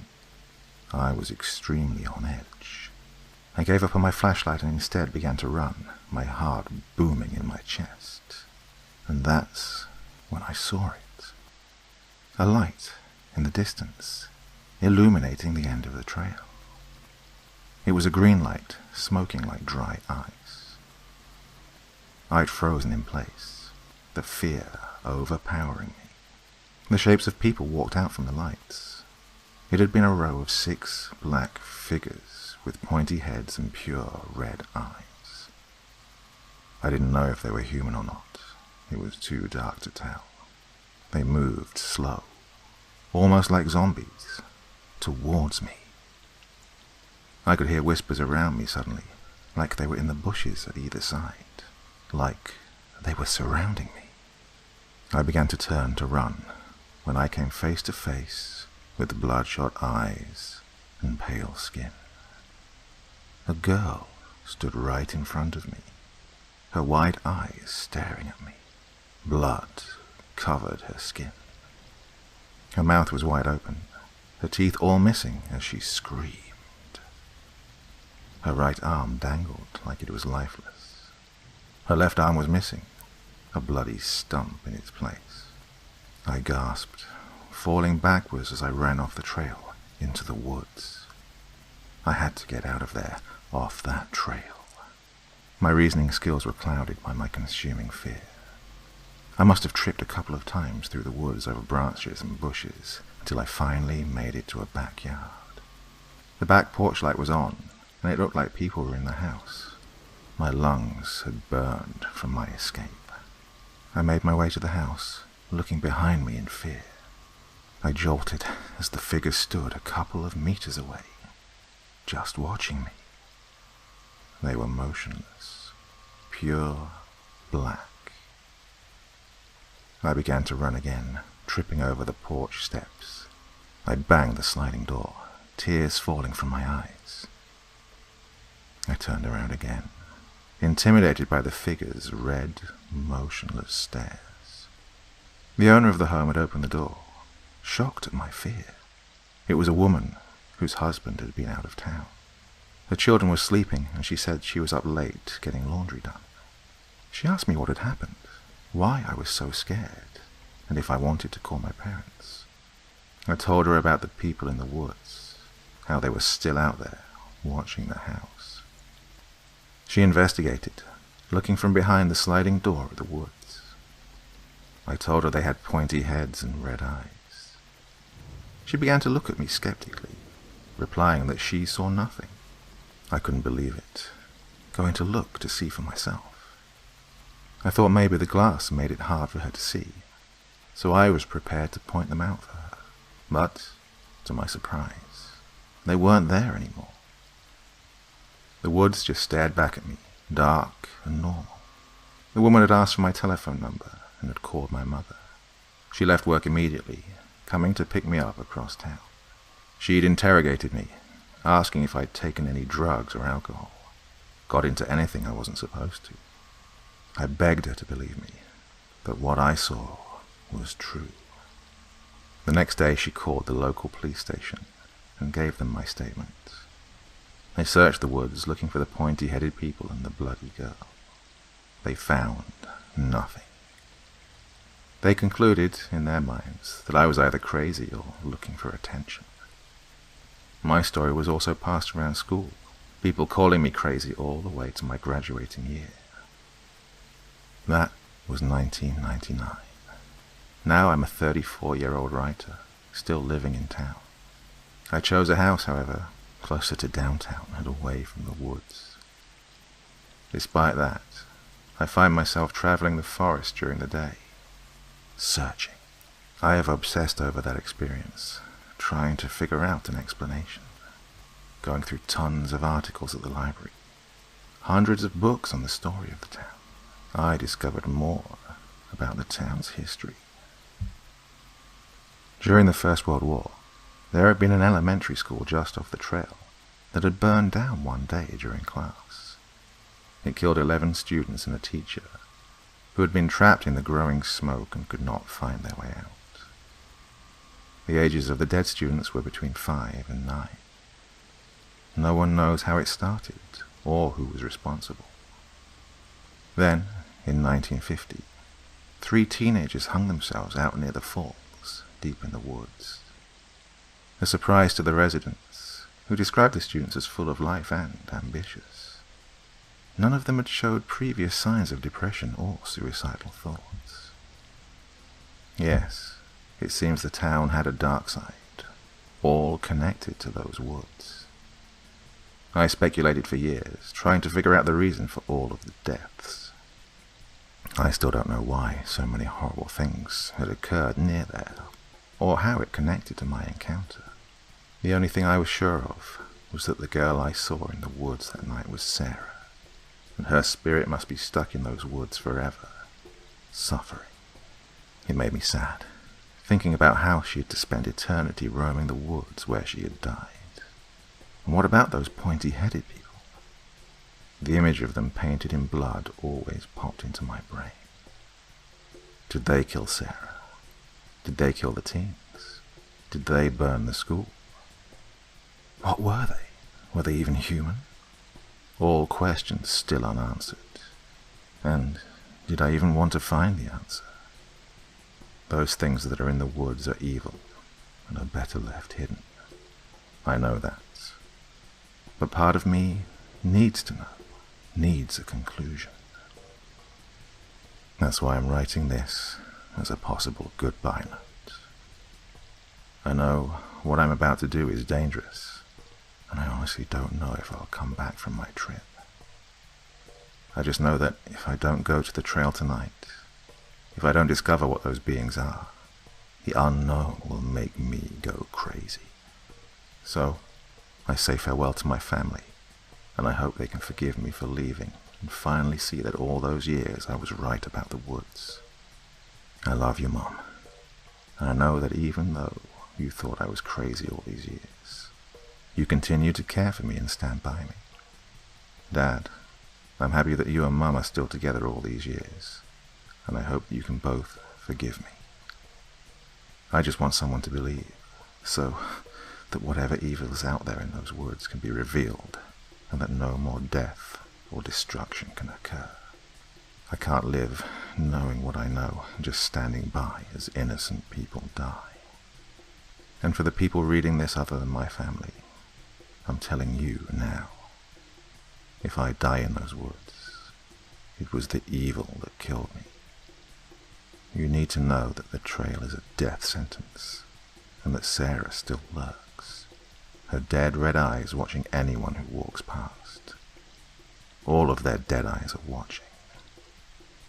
I'm telling you, never ever walk Sarah's trail, unless you want your blood spilled around the leaves and trees of the woods. Never ever walk Sarah's trail, unless you want to become part of the forest and part of them. Well, you heard, everyone. Better stay away from Sarah's trail. But that's not the only place where we're going to find strange goings-on. A little further off, just by the woods, we now come across a young girl who's trying to keep safe during a thunderous lightning storm.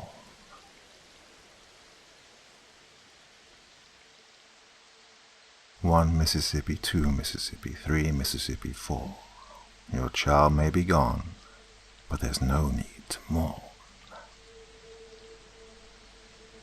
I live in an isolated place, a big old neighborhood where the homes are further apart and ravines cut our yards deep. My house is isolated even more from the others, separated by a screen of oppressive pine trees, swaths of dead grass, and acres upon acres of ragged trails. My parents never let me explore those paths. They said people often lost their way, even in our neighborhood. Why, just last month a little girl had disappeared during a massive storm surge. My parents had been incredibly distraught about it, moaning about how important it was to heed those warnings. Word was, she was never found. I was smart enough to listen, though. I stayed inside, under my covers, and watched as the lightning tore jagged, white-hot paths across the sky. A few moments later, the jaw-tingling boom of thunder would sound. My parents were asleep in the room above mine. They taught me how to gauge the distance of a storm, wait for a flash of light to fill the night sky, count by Mississippis, and divide by 5. For every 5 seconds, the storm was a mile away. I had a tough time with numbers other than 5. We were only just learning how to divide in school. I counted to 10 Mississippi this time, before the thunder rolled over me, filling my ears with a cacophony of brass roars. The sound didn't scare me. In an odd way, it was rather comforting, affording me the false security of the brick and glass that separated me from the elements. Neither the blinding light nor the deafening tremors could reach me. I looked up at my ceiling, watching the shadows of the trees shutter across the rough, white paint. An eerily beautiful sight. My ragged, fleece blanket was knotted in my arms, my head cradled in an overly plush pillow. I lay prone, waiting for the next crash of thunder. It filled my ears at 8 Mississippi this time. I rubbed the blanket with my cheek, struggling to do the math. About a mile and a bit away. As the thunder died away, a different sound permeated my perfect silence. A creak, followed by a dry scuff. Then silence again. My neck hairs prickled, and I curled in harder against myself. Another flash spread throughout the room. I felt thankful, feeling the familiar fear of nature's staggering power wash away any unease. I counted again, clutching my blanket close. 5 Mississippi. The storm was closing in, the thunder a harbinger of the damage that would follow. Another flash illuminated my room through the big window opposite my bed. I made out the purple outlines of the sparse trees beyond, shuddering briefly as I imagined being out there among them. At least I had my home, my room, my bed. Another peal of thunder washed over me, 4 Mississippis later. When it died, I heard yet another creak of the floorboards. I remained frozen, convincing myself there was no threat if I could not see it. A fresh flash of light blazed through my bedroom, and for a fraction of a second I made out a flicker of movement just to the right of my window. I stared at that spot in my bedroom, trying to detach some imagined entity from the well of shadows formed by the corner of my room. Just as my eyes settled on the darkness of that spot, a new flash bloomed within the darkness, and I was blinded once more. Groaning, I squeezed my eyes shut. I wasn't scared of thunderstorms. Dogs were, other kids were, even my parents jolted from the occasional crack of thunder. I did not. I observed them, measured their distance, took comfort from them. It took me a few moments to discover what was wrong with that last flash. No thunder echoed after it. I tried to recall my count, but realized I hadn't done it. I waited for the next spire of lightning to blaze across the trees beyond, and actually sighed in relief when it did. But in that moment, something else caught my attention. As the lightning filled my room, a secondary burst of light seemed to pop up just beyond the fringes of my window. I peered hard into the trees as their purple-black outlines were electrified across my vision, but nothing else appeared. With another groan, I buried my head against my pillow and peeked out from under one guarded eyelid. The thunder rolled across my room at a 3 Mississippi count this time, but again, an eerie creak seemed to dog at its heels. I scanned at my window, searching for any flicker of movement, but none appeared. There was nothing there, only Mother Nature in all her awe-inspiring power, waging a war of electrified plasma and sonic concussions against the earth. I began to doze. My guarded gaze dipped in and out of consciousness, blurring and refocusing on the window. In my mind, I kept up the tally, wondering when the storm would hit us. Those flashes bombarded my eyelids, casting spectral outlines of the trees against the weird red void I got when I tried to squeeze my eyes shut. I found I was reaching out more with my ears for any discrepancies, cataloguing the thunder's ripples just as a flash flickered across my reddened vision. Exhaustion must have dulled my senses, because at some point I began to realize that thunder didn't always match up with the lightning flashes. Sometimes it would just be the flash, followed by a creak. I'd struggled to erase the creaking from my mind, burying one fear under another, but it was getting harder to ignore. Fear paralyzed me, keeping me from reaching out into the darkness of my room to confront my suspicions. I kept gazing out of the window, praying for the next flash of lightning. Instead, the next flash popped up to the left side of my head. I saw in the window an outline of some sort, vaguely humanoid and thin. I yearned for it to be a tree, but a growing sense of dread took hold of the logical part of my mind. It was something far worse. Remaining still as a mannequin, I peeked from the cubbyhole of my covers and under my eyelid, and applied the lightning distance principle to this new phenomenon. A flash, 10 Mississippi, another creek. Another flash, 7 Mississippi, another creek. Each pulse of light bringing to fruition the thing's gangly black limbs in my window. It was getting closer to my house.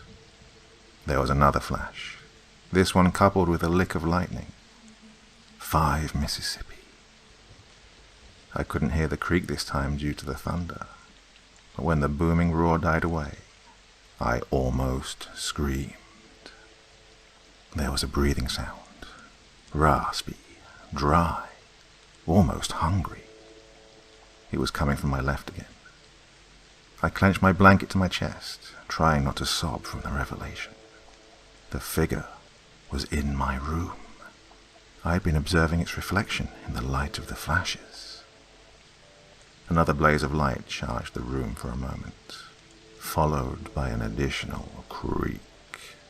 Ice coiled around my spine as I felt my covers gently crinkle and my mattress dip ever so slightly. Another flash accompanied by that disgusting breathing and a very faint whine of a Polaroid camera. I didn't move. Couldn't move. You don't roll over to face a terror. It went against every animalistic instinct we had. Instead, I lay there, feeling long, slender fingers coil around my sheets, and the thing's weight shift even closer. I squeezed my eyes shut, abandoning my peephole. Lightning bloomed once again against my window, and the outline of something grotesque, hunched over my bed, took shape against my eyelids. He breathed noisily, the camera dangling around his neck and his shirt unbuttoned. I shuddered as I felt his mouth touch the base of my neck, and then his tongue slip up along the back of it. In the window I could see him practically smothering me, his greasy clothes ragged with dirt and mud.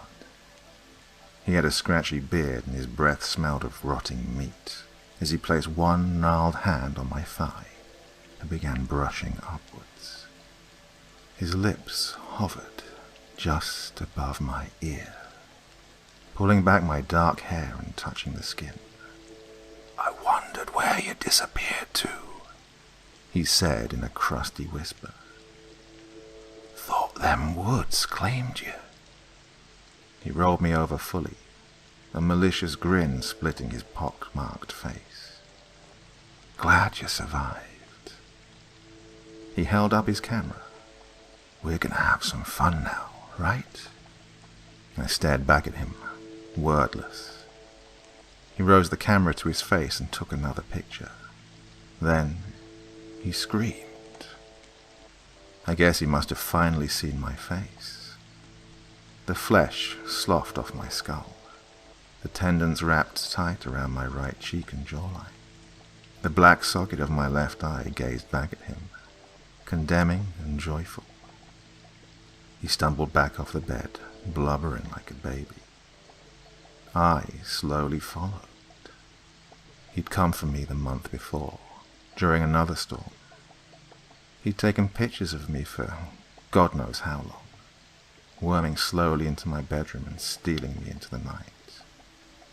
He knew the paths that twisted every which way beyond my home. Sure, no one would ever find us, but I'd escaped. I fled into the woods during that storm, but soon I too became lost. I'd fallen asleep, counting for eternity, and then I'd awoken once more. It was during another storm. I knew where to go. My parents' grief could never be mended, but I could still make things right. I knew he'd come searching, crawling back to my room like a cockroach, and here he was, sobbing pitifully at the foot of a little girl's bed. I stepped off the bed slowly, watching him scramble back towards the window. There was nowhere he could go. A flash of lightning glinted off my alabaster skull, echoing through my mind as I knelt down beside the creep. "Mercy does not await you," I intoned in a dry voice. "Your remains shall never be recovered, never relinquished, never put to rest." He looked back with wild yellow eyes. I rested a skeletal hand on his shoulder. "Now come, let us have some fun in the woods." He cried out as my grip tightened, then screamed blindly as my fingers pierced into his tendons, hooked his collarbone and dragged him behind. He kicked and flailed, writhed and sprayed garbled prayers into the night, but the thunder drowned him out. He couldn't stop me. Deep into the woods we traveled, further than any sane human might go. At some point he passed out from the pain. The camera still dangled around his neck, filled to the brim with memories of his past atrocities.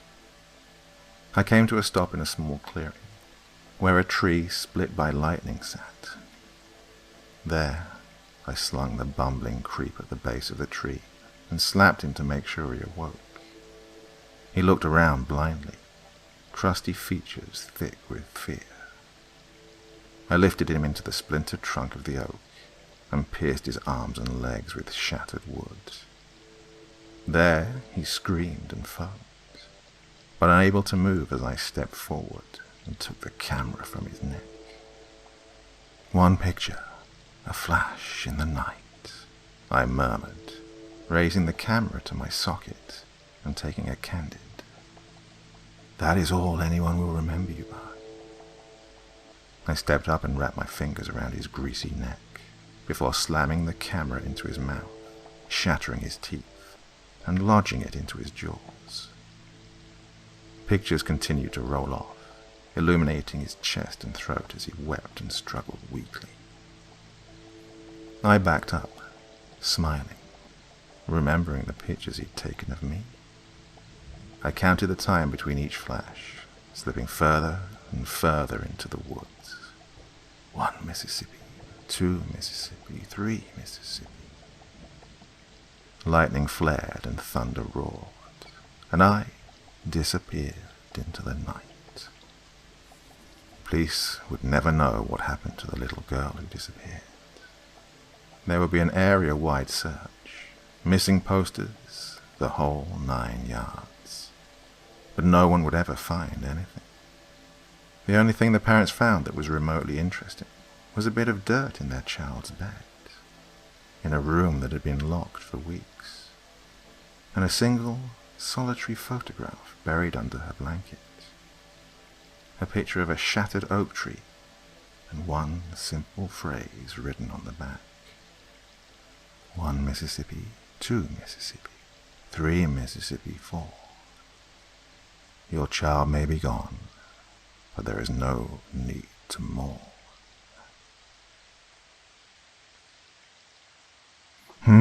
In that story, revenge really was best served cold.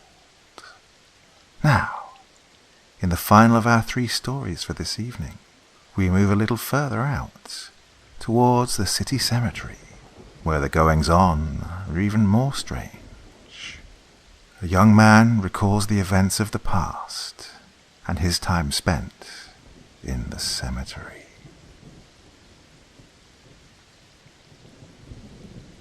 On the last day of July, 1993, I saw my first reanimated corpse. I'd been spending my summer vacation with my grandfather, the head caretaker for the largest cemetery in the county, while my parents were overseas visiting relatives. In exchange for a weekly stipend of $75, I was to spend my mornings performing various chores around the cemetery grounds, including cleaning moss from cracked and forgotten headstones, and collecting wilted, sun-bleached flower arrangements for the garbage. That particular morning was spent preparing for a burial, and helping my grandfather repair a headstone that had been vandalized over the course of the previous night. We'd been working on it since mid-morning, and when we finally finished, the sun was high in the noon sky. After we finished cleaning up, I went to look for a comfortable spot to take my lunch break and read an old Lovecraft collection purchased the day before from a used bookstore. Meandering through a field of monuments and headstones, I made my way towards a weeping willow tree that stood out against the dark coniferous forest that ran the perimeter of the cemetery. Before the willow, there was a small green tent, folding chairs, flowers, and a rectangular mound of dirt, remnants of that morning's burial. A small green aluminum sign was pegged into the dirt a few feet from the opening. Its tarnished copper lettering identified the grave's inhabitant and lifespan as Grace Phillips, 1914 to 1993. Finding the shade of the tent to be inviting, I made myself comfortable on a couple of the folding chairs beneath it.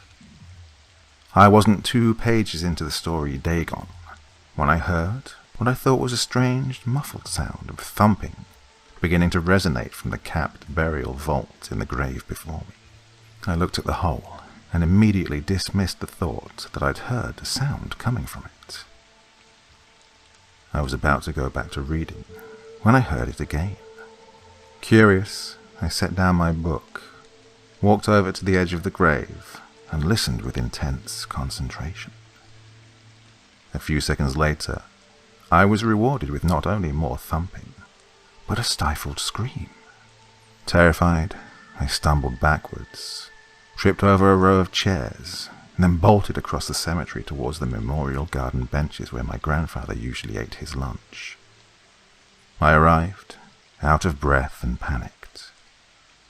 I told him of the thumping and screaming, and he looked at me like I was insane and had me lead him to the grave. "Go get Henry! Run, boy!" I sprinted through a maze of headstones and mausoleums towards the large aluminum storage garage that housed both the cemetery's landscaping equipment and a small office. A moment earlier, my grandfather had knelt down beside the grave and listened, just as I had done before. He would later describe what he heard as the most unnerving experience of his life. A voice from beneath a burial vault cap. I burst into the office, startling Henry to drop one of the bags of peat moss he was stacking in a wooden bin splitting open at his feet. "Damn it, why do you—" I didn't let him finish. Between gasps for air, I told Henry that my grandfather needed him right away. Sensing trouble, he quickly forgot the bag and we took off running. Henry followed me with as fervent a pace as he could muster for a man of his age and stature. When my grandfather spotted us coming, he shouted for Henry to bring the goddamn backhoe around. Henry, who had worked for my grandfather for 20 years and had never questioned one of his orders, ran down the gravelled road to where the backhoe was parked away from that morning's mourners.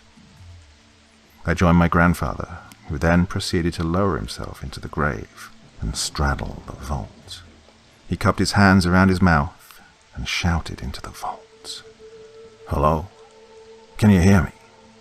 We're going to get you out of there." He was answered by a muffled shriek. Off in the distance, I heard the backhoe's diesel engine sputter to life with an oily growl. Minutes later, Henry piloted the machine over the stone-pegged horizon, its dented chrome exhaust pipe belching a thick cloud of blue smoke that trailed behind it. When it arrived, I stood back and watched as my grandfather instructed Henry, who manipulated the backhoe's arm into position over the grave. Henry jumped off the idling machine and removed a chain harness hanging from a makeshift steel hook on the side of the cab. He connected the harness to a loop of steel welded to the bottom of the scoop, and then climbed back into the backhoe. My grandfather directed him to slowly lower the chains into the grave. Hooks dangled from the ends of the 4 rusted chains as the backhoe lowered the harness down into the grave. When the hooks were resting on the surface of the vault's cap, my grandfather waved for Henry to stop. He secured the hooks to the rebar loops protruding from each corner of the lid and climbed out. Henry brought the backhoe's steel arm up with a hydraulic whine, lifting the cap off the burial vault. The rumble of the engine had drowned out any audible sound of movement, and it wasn't until the cap was resting on the grass beside the grave and the backhoe's engine switched off that we could hear the blood-curdling shrieking and furious thumping from within the stained hardwood casket. I watched in terror as Henry reluctantly climbed into the grave, straddled the vault, and used a screwdriver to force open the locking mechanism securing the casket's lid. As soon as the lock was sprung, the top lid sprung open and caused Henry to scurry from the grave with a startled grunt. He cursed under his breath as he came to his feet beside my grandfather and beheld the ghastly sight before us. My grandfather told me to look away, but I could not keep myself from staring at the loathsome display. The elderly woman in the casket was thrashing her hands around in a wild frenzy, as if she was fighting off an invisible attacker. Every muscle in her body twitched with uncontrollable spasms. Her eyelids fluttered, her irises and pupils concealed by white plastic caps the mortician had used to hold her eyelids shut. Yellow-tinged skin sagged over the emaciated, sunken face. Screams came through curled lips and teeth, artificially clenched with a criss-cross of white suture thread. The wig she had been buried in had slipped off, exposing a railroad track of stitches that orbited the back of her head. An autopsy had been performed, her brain removed and weighed. Her head crashed against the burial vault as she spasmed, opening a deep gash on the side of her head. Pink embalming fluid welled up and dripped from the wound. "Jesus Christ, what's wrong with her eyes?" Henry asked, his voice wavering. My grandfather ignored the question. "Shut and lock the gate, Henry. If anyone asks, we're closing for emergency maintenance. Get the gas can and some matches from the office on your way back." When he returned from the garage, Henry joined my grandfather at the edge of the grave. He handed the gas can to my grandfather. We watched with numb shock as he emptied the entire can into the grave and over the woman who was still very active and was now hissing at us. He tossed the can aside and snatched the matches from Henry's nervous, shaking hands. "Stand back," he commanded as he pulled a match from the book and struck it against the thin, brown strip on the back. He used the match to light the rest of the matches in the book. It flared to life in his hand, and he flipped it into the grave, igniting the gas with a loud whoosh. Even though I was stunned by the unexpected blast of heat, my eyes never left the sight of the impromptu cremation. I could see the woman still flailing in her casket, even as she burned. The plastic caps on her eyes melted down her blackening face like tears of white paint on cracked asphalt. The sutures on the back of her head snapped, and her scalp curled back as it burned, exposing ivory cranium. The embalming fluid in her body boiled and foamed from cracks in her charred skin. It took 20 minutes for the woman to stop moving. She and her casket were still smouldering when we recapped the vault and quickly filled it in.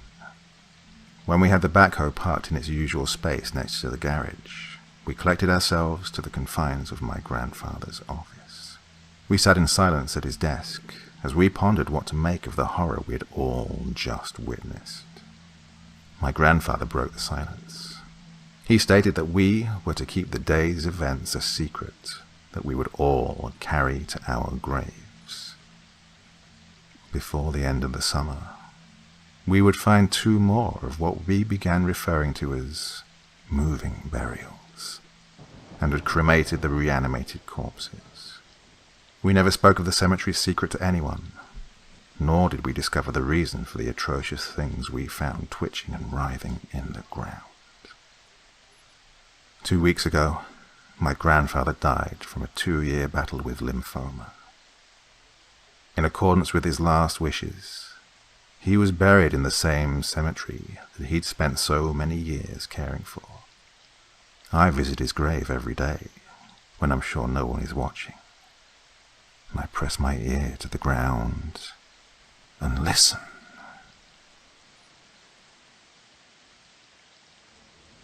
A young woman finishes a long, hard day at work.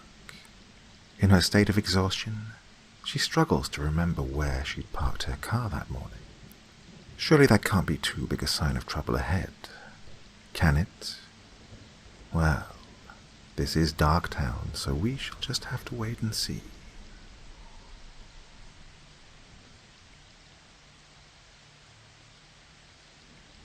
I work in an insurance company. I was in the midst of finishing my temp to perm assignment and working major overtime. My boss, of course, didn't mind, as we had a lot of projects to complete, and she needed someone willing to stay and work the late hours. I didn't mind because, well, let's face it, college loans were killing me, and I needed the extra money. My co-worker, John, was also a temp to perm. Stayed late with me to help finish the massive project which was due that day. After coming in early, working through lunch, and leaving at 9 p.m., we had finally completed the project. As we left, John noted that the hallways were eerily dark, even for it being 9 p.m. on a Friday night. I brushed it off with a joke that there were probably ghosts or demons running amok, and this was their way of telling us we had to leave. When we finally made it down to the parking lot, I panicked for a moment, as I couldn't see my car. But as I passed a tree, I realized my tiny Fiat was simply hidden behind the massive trunk of the tree. As I walked closer to my car, I noticed that it was facing the wrong way and stopped walking. John, who wasn't paying attention, looked back at where I was standing and asked what was wrong. Maybe it's just been a long day, but I swear I didn't back my car into that spot, I said tiredly, shaking my head, and continued walking. You just finished a 13-hour shift with no lunch. You're exhausted and your blood sugar is low. You probably forgot that you parked that way this morning, John said, trying to ease my worry. I sighed. Yeah, you're right. All right, well, see you bright and early Monday morning. We waved goodbye as he climbed into his car and drove off.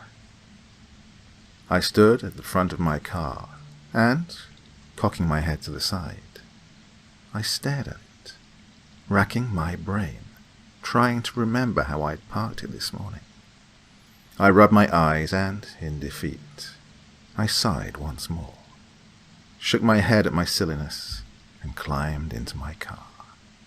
It was too warm for an April night, so I rolled the windows down and contemplated putting the top down as well.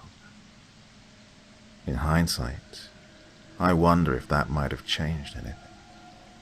If maybe this whole thing never would have happened. Instead, I turned up my music and drove home. As I was driving home, I called my mother to let her know that I was finally leaving work. She was at the beach house with friends, but it was still good to hear her voice. "Hi, Mum, I'm finally leaving work," I said as I rolled up the windows and turned on the AC. "Hi, sweetie. Long day for you," she said over the background noise of what sounded like a few of her neighbors gathered around the bonfire. "Yeah, came in early, worked through lunch, and I paused as I heard a jingling noise. It almost sounded like someone clinking 2 quarters together or shaking a dog's metal prong collar. "Are you okay?" My mother's voice came through the speakers of my car's Bluetooth. "Oh, yeah, no, I'm fine. It's fine. Sorry, I'm just really tired," I told her, silently chiding myself for listening to too many horror podcasts at work. Mum went on to tell me about the dogs and how everyone was just going down to the beach house. As she was talking, that same clinking, that same jangling continued every now and again. "Mom, do you hear that?" "Hear what?" "That jangling or clinking or whatever it is. Are Duchess's tags clinking together?" "I don't hear anything, and Duchess is outside with your father." "Okay, it's probably an old spoon down on my floor. Or I'm about to be murdered. Whatever. If I am murdered, at least I won't have to pay off my student loans." Mom didn't find that last comment particularly funny. "Your Fiat is too tiny to fit a murderer. Just remember that, hon. Anyways, I have to go. Have a good weekend. I love you." I bade her goodbye and told her to tell Dad I'd said hi. As I pulled up to a red light and clicked the button to end the call, I glanced at my back seat. I'd put one of the seats down earlier in the week, and I could almost see into the truck. A murderer could so fit into my car, I said to myself as the light turned green. I kept the music off but rolled the windows down again. As I accelerated, I heard the jingling again. I groaned in annoyance and twisted in my seat to see if there was anything back there. Nothing. It was empty. "Gah, what the hell?" I said angrily. Another stoplight and the jangling began again.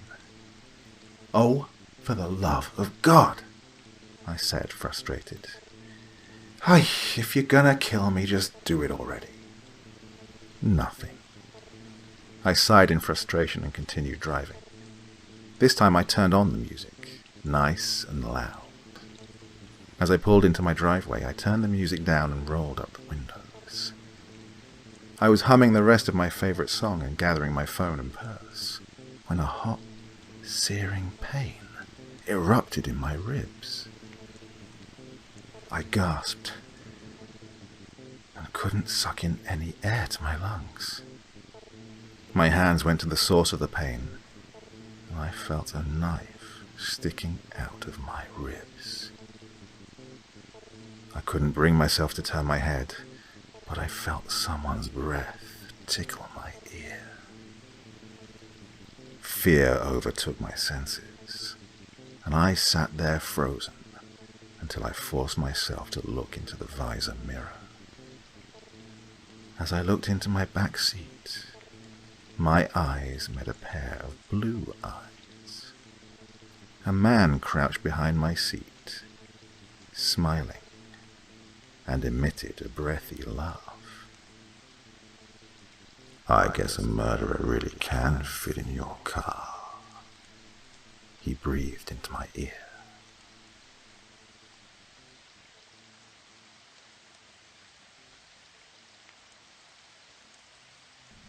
For our second story this evening, we remain in the heart of Darktown, but moving on to the hospital. A young medical worker comes face to face with an unusual patient and takes matters into her own hands. Let's see how it ends.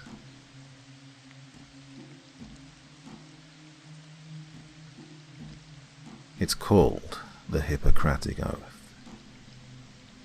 I pledged myself to uphold this when I became a doctor. Do no harm is about as brief a summary that can be created for this agreement. No matter who the patient, what they've said, done, or believe in, I can never turn them away. It seems like an obvious decision to always help a person in need, but we all get tested at some point. For me, it was my son's murderer. 4 years ago, he rounded a corner in his truck by my son's elementary school, without paying as much attention as he should have. My son was killed on impact. The image of his mangled body on the road forever burned into my mind.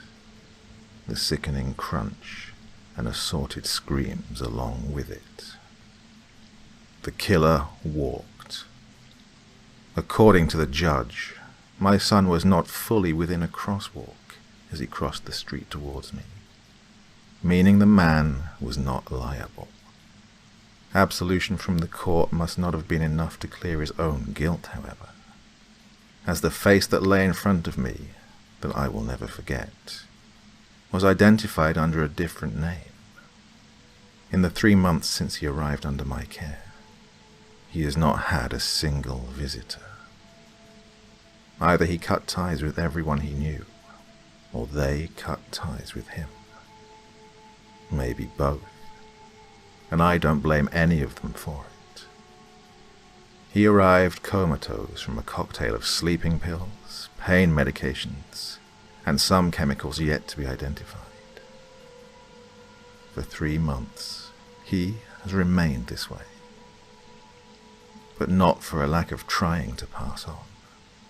As much as I want to end his life every day that I see his static face, to stab his eyes through with scalpels, to cut him open and remove everything but his black heart, I don't. I care for him like I would any other patient, because I am a professional, and I honor my oath. Every day, I check on him first when I arrive, and last before I leave. I keep him alive because that's my job. He has yet to become brain dead, so I hope he has some idea of what's going on, that I am keeping him breathing, albeit through tubes, because I fulfill my responsibilities, something he never seemed to understand. I hope he's at least somewhat conscious beneath his dead expression, that time is passing normally for him, so he can reflect on his mistake and realize how much worse he is in comparison to the rest of the civilized world. But at the end of the day, there's nothing more I can do. I won't end his life, but I can't bring him back to the world either. All I can do is let him lay there, like furniture, and keep him from falling apart. But I suppose I'm lucky in a way. I was lucky to be the first on call to care for him. Lucky that he has no visitors. And lucky that no one at work recognizes the John Doe I put in his room. As night closes in, I make sure his IV is full enough to keep him resting easy through the night. I turn off the basement lights and take one last look at the chart I brought home from the hospital, to read that one section that lets me rest easy as well. Do not resuscitate.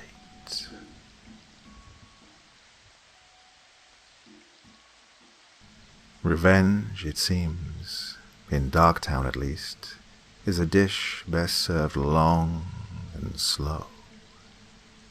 Now, for our next story, we move away from the city centre and out into the suburbs. A young man has stayed out too late at night and tries to sneak into the house unobserved. Let's see if he makes it.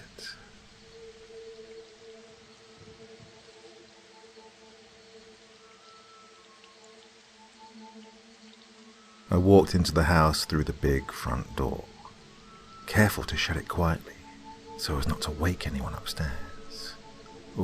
I'd been out later than I'd expected, so I tiptoed cautiously up the stairs, imagining myself as a mouse, quietly putting one foot in front of the next. I knew that if I woke anyone up, I'd be in big trouble. I skulked down the long upstairs hallway I'd walked through so many times before. Considering how late it was, there were no lights on in my hallway, but I didn't need to see to know where the walls were. I reached out my hand in the darkness and took hold of the cool silver door handle and soundlessly entered the bedroom. Just as I'd gone into the room, I heard a noise coming from downstairs. 1,000,001 thoughts rushed through my mind as I quickly ducked underneath the bed. Everyone in the house was asleep, or at least they should have been. It was extremely early in the morning, and no one knew I'd gone. No one should be up, and that's what scared me. It couldn't have been something falling from one of the cupboards, could it? No, I decided. Definitely not. There was someone else in my house. I crawled slowly underneath the bed all the way into the middle, as to avoid being seen. And then I waited. A few minutes later I heard the footsteps coming up the stairs. One by one, they thudded their way slowly, menacingly, to the top. Though they weren't anywhere near me yet. I was all the way at the end of the hall, hidden underneath this bed. I glanced to the right, stared up at the glowing red numbers, indicating the time on the alarm clock. They read 1:52 a.m. I hadn't realized how late I'd stayed out. The rhythmic thumps of the footsteps cautiously making their way up the wooden staircase would have lulled me to sleep if I hadn't been so on edge, nervously wondering who it could be. I heard a door creak open on the other side of the hallway. There were 3 more doors before this one, though, so I prayed that whoever it was would think I wasn't there, and leave before they reached the door which concealed my existence for the time being. I looked towards the brown door which guarded the room I was hiding in. I prayed for it to stay shut. I prayed that I would remain hidden. I don't care much for tight spaces, so as my breathing became shallower and laboured, I became increasingly more nervous. Thoughts like, what if they hear me? And then, calm down, they don't know you're in here yet, floated across my mind. They can't know I'm here, I thought. I was upstairs and they were downstairs. They have no way of knowing this is where I am. I heard the creaking in the hallway as the next door opened, and I heard rustling coming from inside the room. Whoever it was searching for something. For me, presumably. No, not for me. Whoever it is doesn't know that you're here. Calm down, John.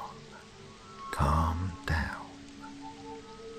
Although, apparently no one was in that room, because before I knew it, the footsteps emerged back out and into the hallway, and the next door was being opened.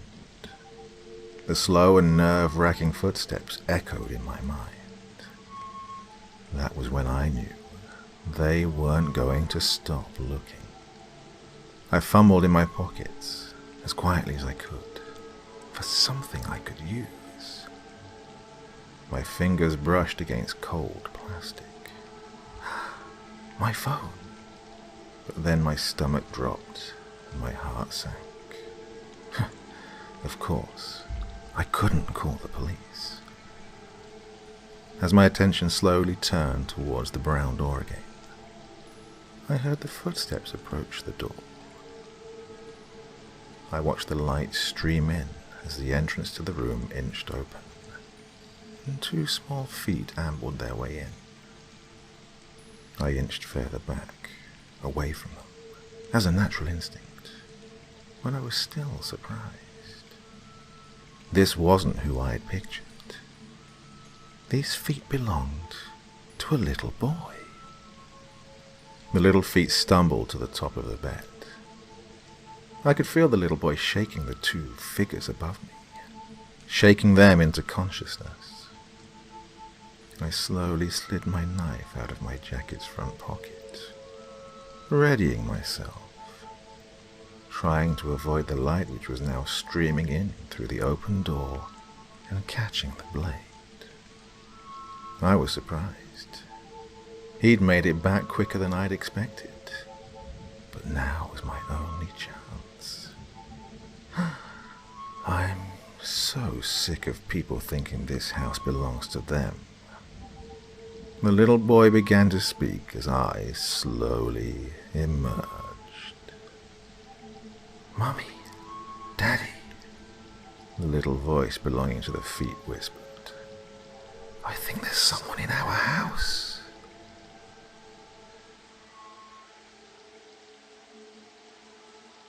Well, some people just seem to have a real problem of letting go of the past, don't they? Others can't help but look forward to the future.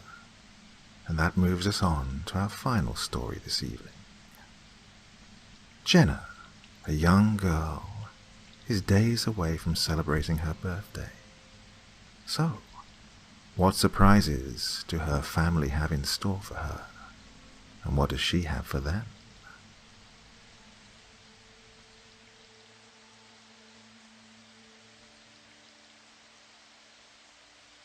The tall grandfather clock bellowed 4 times through the 2-story house as the county school bus pulled off from the driveway. A young girl named Jenna McClure sat on the carpeted floor of the 2nd level, playing in solitude with each of her stuffed toys outside of her bedroom. Jenna was a joyful and quiet child that belonged to a broken family. Her thick, curly locks were of the darkest brown, reaching just below her waist in length. The girl's wavy bangs just barely grazed over her long brown lashes, casting a shade over her large, almond-colored orbs. Her tanned skin resembled that of a silky fabric, and she was of a fairly average size for an 8-year-old female. The rest of the world seemed non-existent as she played and laughed, but she secretly longed for someone else to play with. No other child at school or in the neighborhood would even consider playing with Jenna, due to her past. as Jenna and her friends would play with their dolls and stuffed animals. Jenna was persistent on playing haunted house or murder mystery.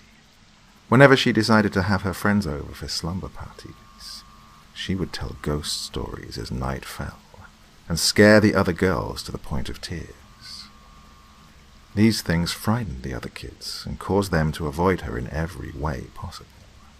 But that didn't shake Jenna too much, because she was used to being alone, and it wasn't like her older sister Gabby would play with her. "No, don't shoot," Jenna cried dramatically, pretending to fire a gun at one of the toys. As if on cue, the stuffed cat fell over on its side, causing Jenna to break into a fit of giggles. "Not so loud, Jenna," her grandmother called from downstairs, and the little girl sighed at the end of her laughter. "Sorry, Nana." Jenna loved her Nana dearly, but she was a very strict woman who didn't think little girls her age should play with toys. Even so, her grandmother always took the liberty of caring for the two girls while their mother was away. Jenna dwelled within a standard house in the suburbs, along with her sister, dog, grandmother, mother, and her mother's fiancé even came to visit every now and again. Although she never saw her mother very often, as she only came around to visit every once in a while, which was typically when she wasn't drinking at her fiancé's house. The only reason her mother had gotten engaged for the 4th time was because she wanted financial support. Paul, her mother's fiancé, was a very wealthy man who happened to own a multi-million-dollar company.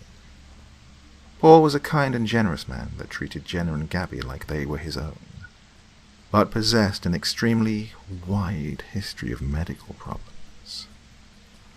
The familiar resonance of the front door opening and shutting made the walls rattle, and thumping footsteps soon followed. The footfalls ceased when they reached the spot in which Jenna sat. Jenna's eyes trailed upward to her 14-year-old sister's blank expression. A single backpack strap hung from Gabby's right shoulder, her hazel eyes matching the dullness of her appearance. Jenna stared into the eye that wasn't curtained by her ebony hair, then flashed a toothy grin out of a pure knee-jerk reaction. Gabby's monotone look melted into a scowl, making Jenna frown and slink back from her sibling. Satisfied with the reaction she got, Gabby turned and continued on her way to the bedroom they shared. Jenna couldn't help but feel as though she had done something wrong to her sister. But Gabby had no logical reason behind being so cross with Jenna, except that they each held a separate biological father. Because of this fact, Gabby wouldn't think of Jenna as a real sister, so she certainly wasn't going to treat her like one. Things were seldom in Jenna's favor, but she held on desperately to the remaining happiness she had left, like her soon-to-be stepfather. Jenna's 9th birthday was in 2 days, and she couldn't wait to celebrate it with a party. No persuasion could be made with any of her friends to attend the gathering, but she made the entire household promise to come, so Jenna was content. All she desired was to share her special day with family and toys. Minutes turned to hours of fiddling with dolls, and Jenna still hadn't heard from or seen her mother all day. The warm Friday sunset eventually faded over the horizon, jilting the land to be lit with only a bright, full moon. The time for sleep drew near, and a tired yawn escaped Jenna's mouth as she tiptoed into her bedroom. The room was dimmed with a colourful nightlight, casting thin shadows onto her sister's sleeping form not far away. Taking extra precaution not to awaken Gabby or her grandmother across the hall, she soundlessly slid over to her white dresser and pulled forth some pajamas. Once she slipped into a violet nightgown, she crawled into bed and curled up to her tattered stuffed fox. Gabby's bed and Jenna's bed were parallel to one another, with a white nightstand separating them. Jenna had a large plethora of toys that occupied her bed, but her fox was the overall favourite.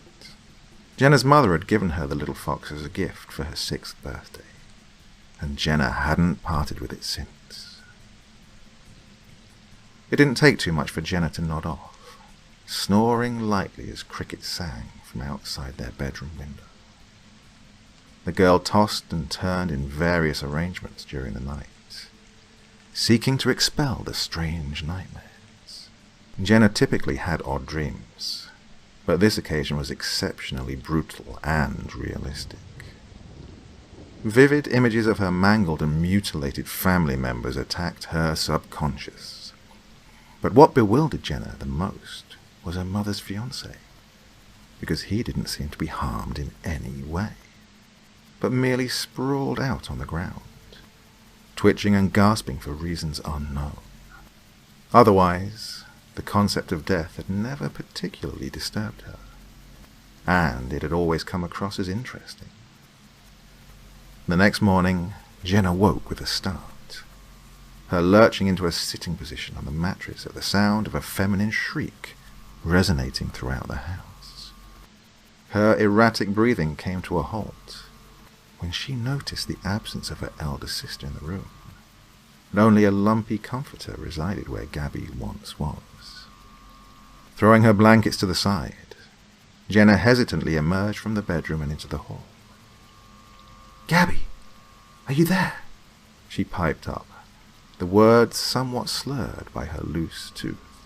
Her small feet patted against the springy carpeting to delve further into the morning's events, finally coming to a standstill when she arrived atop of the stairs. She could perceive a commotion of some sort arising from the dining area downstairs, but deafening sirens that screeched in the distance ultimately convinced her to scramble down the staircase. Jenna quickly peered over the stair rail into the kitchen, her eyes immediately beholding the scene before her. The man that was meant to be her new father was extended along the tile floor, twitching and gasping uncontrollably. Jenna's mother was pacing from one end of the kitchen to the other, compressing her inky hair into her slim fingers. All the while, Gabby was kneeling on the ground, her hands holding Paul's head in a gentle manner. Jenna couldn't seal the tears that flowed from her eyes and cascaded down her puffy red cheeks at the sight. The sirens gave an indication of being closer than before, flashing red lights flooding through the windows at an identical pace. Jenna's grandmother immediately bolted toward the front door from another room and hastily yanked it open, allowing doctors and medical assistants to speed into the house, critical determination etched onto each face. Jenna took note of how Paul had ended all movement by now, his face taking on a greyish hue during the time they lifted his body onto a tall gurney. A young brunette woman that wore black medical scrubs approached Paul's body and removed the stethoscope from around her neck, placing the round end on his chest to inspect his heartbeat. Strangely, things seemed to settle down quite a bit. After much discussion between the grown-ups, Jenna observed in confusion as they drew a white sheet over his head, probably so he wouldn't get cold. None of the doctors or nurses acknowledged Jenna's presence while speaking to her mother in hushed tones, but it didn't take long for all to file back out and head off from the house, toting away the only dad she had left. Jenna's mother trailed after them hurriedly, not bothering to give her daughters so much as a passing glance before slamming the door on her way out. The sirens of the ambulance did not recur. Jenna furrowed her thin brows and set a fearful gaze on her nana, who ordered the two sisters to play upstairs until told otherwise. They reluctantly abided their nana's orders and trudged up the carpeted stairs, unable to fully grasp the situation. The atmosphere felt tense and awkward to Jenna. her little digits fidgeting nervously, as Gabby remained silent.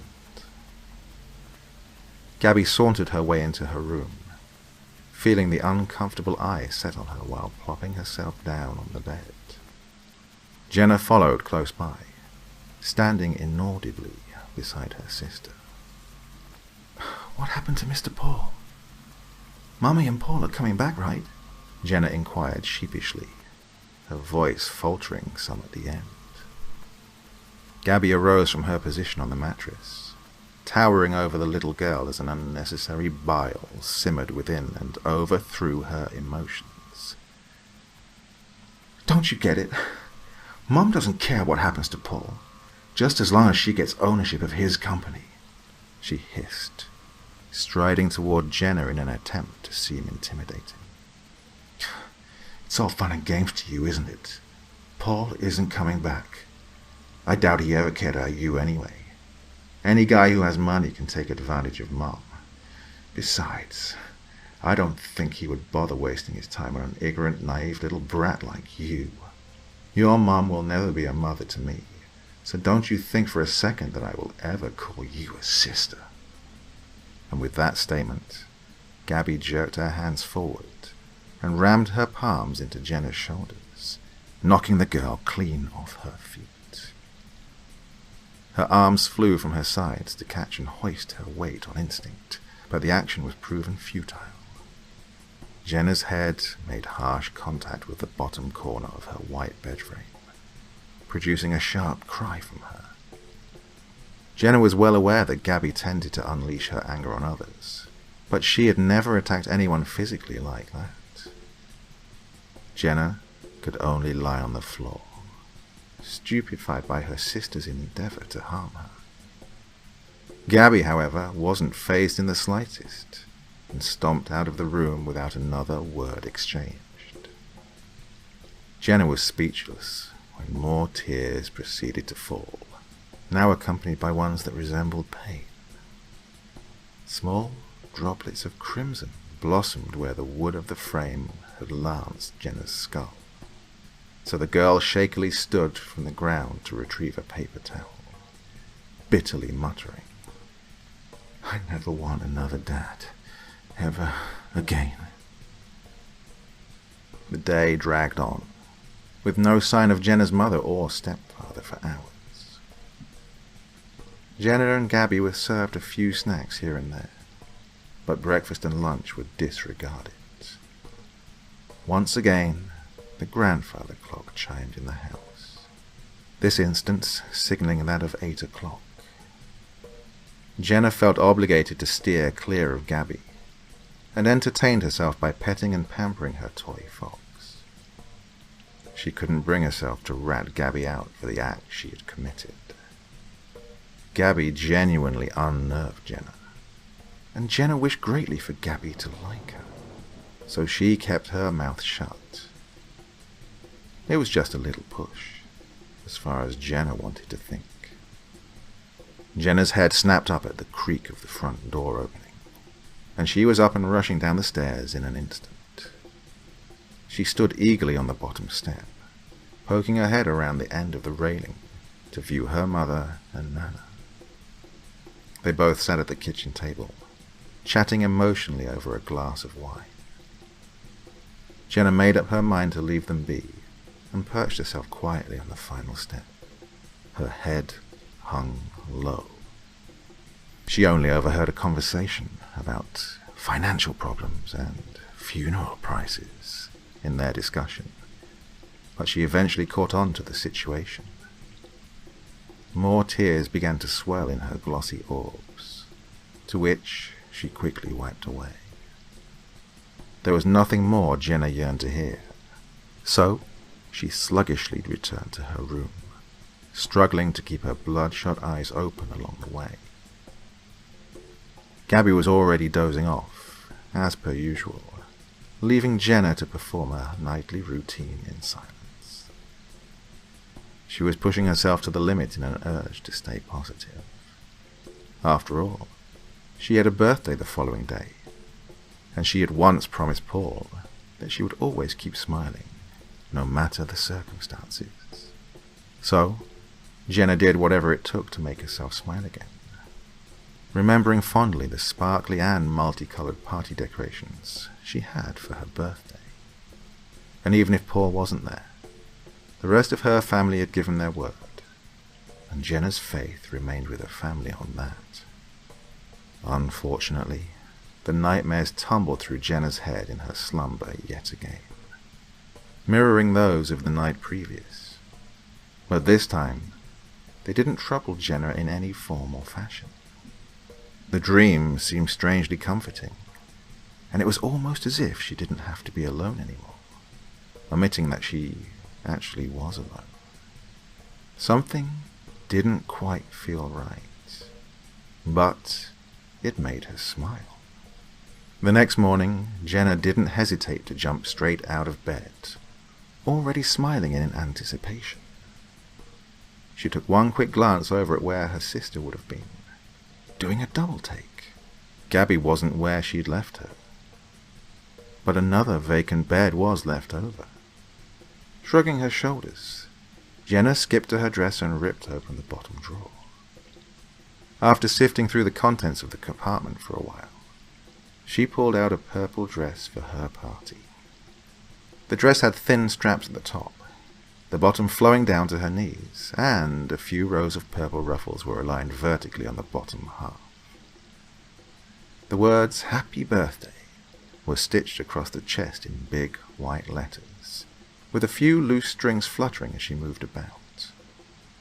Then, she slid on a pair of flat, charcoal dress shoes, each shoe wearing a little black bow at the tip. Lastly, Jenna brushed the tangles out of her long hair and raced clumsily down the stairs, where she presumed everyone would be waiting. To Jenna's surprise, she was accompanied only by an empty living room. Darting her eyes around in puzzlement, she wandered into the kitchen, supposing her family must be waiting in another room. Again, she found a lifeless area of the house. Jenna began to panic and investigated the space for any sign of their location. While she searched, the girl came across a small note that was taped to the fridge and curiously plucked it from its place. Jenna read the note aloud. "Girls, your mother and I have gone out to eat with one of your mother's employees, Mike. Be back soon. Sincerely, Nana." She had difficulty pronouncing a word or two, but understood what it meant. Although the note didn't share anything that concerned Gabby's whereabouts. "Gabby!" Jenna bawled, placing the note on the kitchen counter. "Gabby, are you here?" she asked again, raising her volume. But her inquiry fell on deaf ears, as no response came. Jenna's eyes fell to the floor. Maybe she's at her friend's house. She'll probably be back soon, she assured herself, tugging on the refrigerator door. There was a vanilla birthday cake from the icebox that Jenna set neatly in its respective place on the table, removing the lid to put 9 candlesticks into the saccharine food item. Paul had allowed Jenna the choice of her own cake at the grocery store earlier in the week, along with the purchase of a small present that she wasn't admitted to open until after they'd eaten the cake. She gathered up her favorite toys at the table, hung her birthday banner across the dining room wall, set purple flowers along the counters and walls, and a little glitter never hurt anyone. Jenna managed to finish up within half an hour, right about 9 o'clock in the morning. With a glimmering purple cone hat strapped to her head, she sat herself down at the kitchen table. Jenna didn't even want to leave the table until her family got back, so she kicked her heels and patiently awaited their return. 6 times the grandfather clock rang, informing inhabitants that the sun would begin to fall in the sky. But Jenna had not moved from her spot at the kitchen table. No one came home in those 9 hours, or even took into account the girl's birthday. She was deathly quiet, inhumanly motionless, barely blinking her sunken eyes that continuously stared at the white wall in front of her. The clock's ticking pendulum was the only noise made throughout this subdued house, almost mocking her loneliness. Jenna knew she needed to smile, but she felt numb, like something inside of her had broken. Her eyes flickered down to the chalky paring knife that rested innocently next to a bowl of fruit, her fingers soon crawling forward and grasping it tightly. She then carried out her nearly disregarded promise and smiled from ear to ear. During the next few hours, Gabby came marching up the back porch from her friend's house, jamming her key into the lock on the back door. "Hey, Max," she greeted her dog, petting the fur on his head. However, Max only snapped and snarled at the door in return, instead of jumping and barking happily as he normally did. Gabby rolled her eyes, wrenching the heavy door open and closing it after her. "Crazy dog," she mumbled, and threw her bag down on the floor. Right away, she noticed how eerily silent the house was, but didn't think much of it. "Mom? Nana?" Gabby hollered out, recalling her mother's car that was parked in the driveway. Of course, she knew her sister had to be somewhere nearby. "Jenna!" Plodding over to the stairs, she scanned the different rooms that she passed, ultimately finding no one. "Jenna!" Her voice was lowered as she stepped cautiously up the staircase, skimming her hand over the beige wall. While taking wary strides toward her room, a flimsy object of some sort crunched under Gabby's foot. Cocking a thick brow, the teenager bent down and lifted a purple party hat from the ground. As she was examining the specks of red that dotted the paper headwear, a small but audible thump originated from behind her wooden bedroom door. Gabby shot a menacing glare at the door, tossing the hat into the other direction. "Jenna, I know you're in there." She flung the door open in annoyance, a fragment of hallway light spilling into the unlit room. An awful, metallic scent permeated her nostrils when she entered, but she simply dismissed the fact. Gabby fingered the wall on her left to flick the light switch, discovering that someone had stuck countless layers of tape over the switch to keep it off. "Oh, you've got to be kidding me," she grumbled, stepping off to the side and peeling the tape from the plastic. Suddenly, the bedroom door slammed shut, causing Gabby to nearly leap out of her skin. She could just faintly hear a heavy breathing in front of her, prompting her to take several steps backward. Gabby's heart began hammering in her chest, her nerves dancing frantically to the beat. "Jenna? Come on, this isn't funny." She received no reply from the darkness that surrounded her. In a rather abrupt manner, the switch to the lights was clicked on without any further warning, triggering Gabby to squint her eyes in the haze of brightness. Once they adjusted to the lighting, Gabby's eyes widened to the size of her balled fists. Jenna was poised a short distance away, a wide, malevolent grin plastered onto her smooth face, one that seemed luminescent compared to the rest of her dark aspects. Her chocolate mane was matted, scratches covered her limbs, and flakes of dried blood clung to the skin on her cheeks. A fresh, crimson substance coated the majority of her legs and dress, while she clenched a stained, glistening kitchen utensil in her right hand.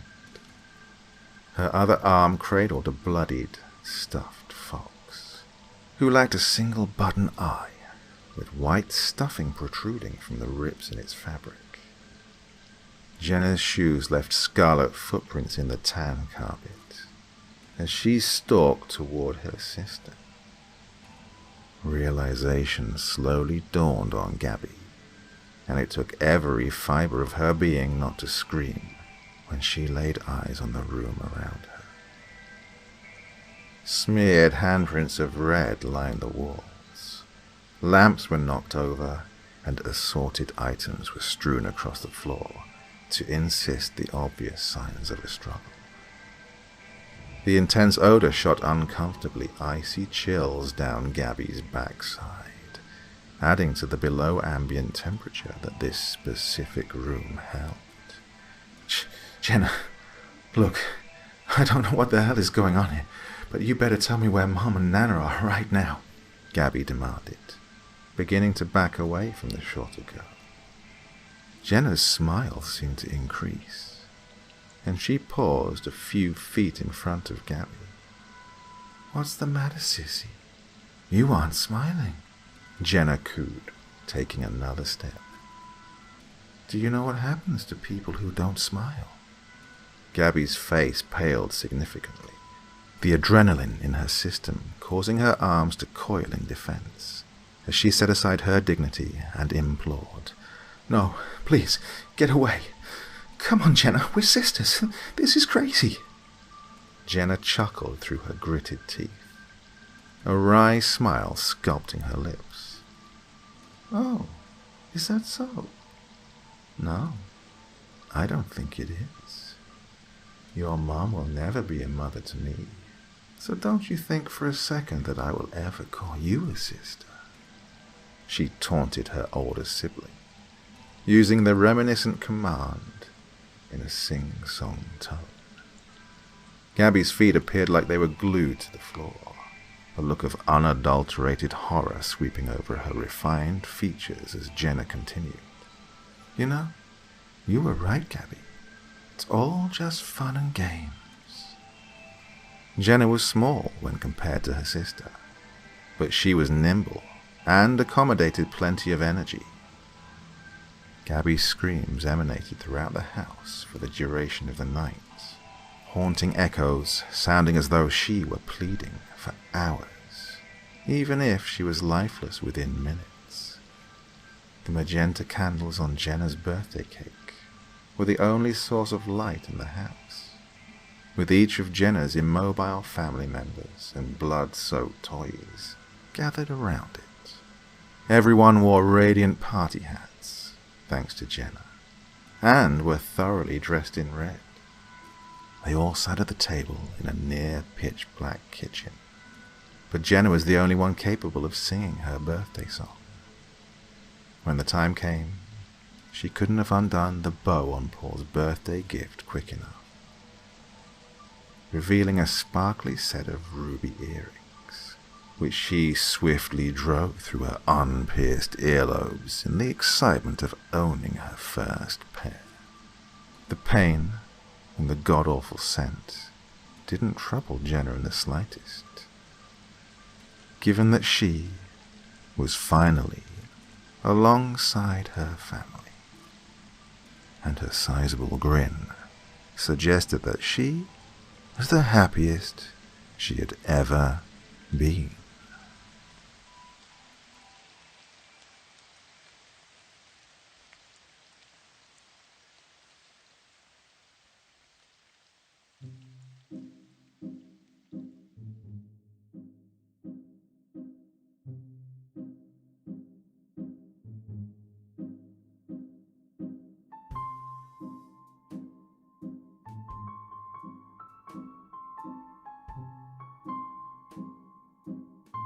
Go on, admit it. You fell asleep listening to that, didn't you? Well, actually, that was the plan. I've been thinking about doing this for quite a long time now, doing the several hour-long, in the thunderstorm kind of story, so you can just relax and fall asleep to your heart's content. Did it work? Well, I've no idea, really. I mean, you won't be listening to this if you've fallen asleep, will you? Well, anyway, so yeah, that also takes elements of something I was doing before, a couple of years ago, trying to develop a anthology style in which a load of stories that weren't particularly connected could all be taking place in the same universe, Darktown. So there was some things I've done before, which I've cobbled together in this video, and a few new things. So if you managed to listen to the whole thing without falling asleep, I hope it felt like it was in one universe, for the want of a better word. Well, if you like this, I'll probably do it again in the future. It takes a lot of effort, but I know you guys like it. Well, I hope you guys like it, and if you do, it's all worth it as far as I'm concerned. Well, stay safe, everyone.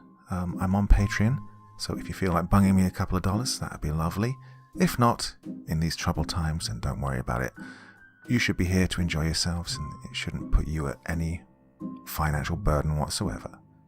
Okay, speech done. You'll take care, everyone. I'll be back again real soon.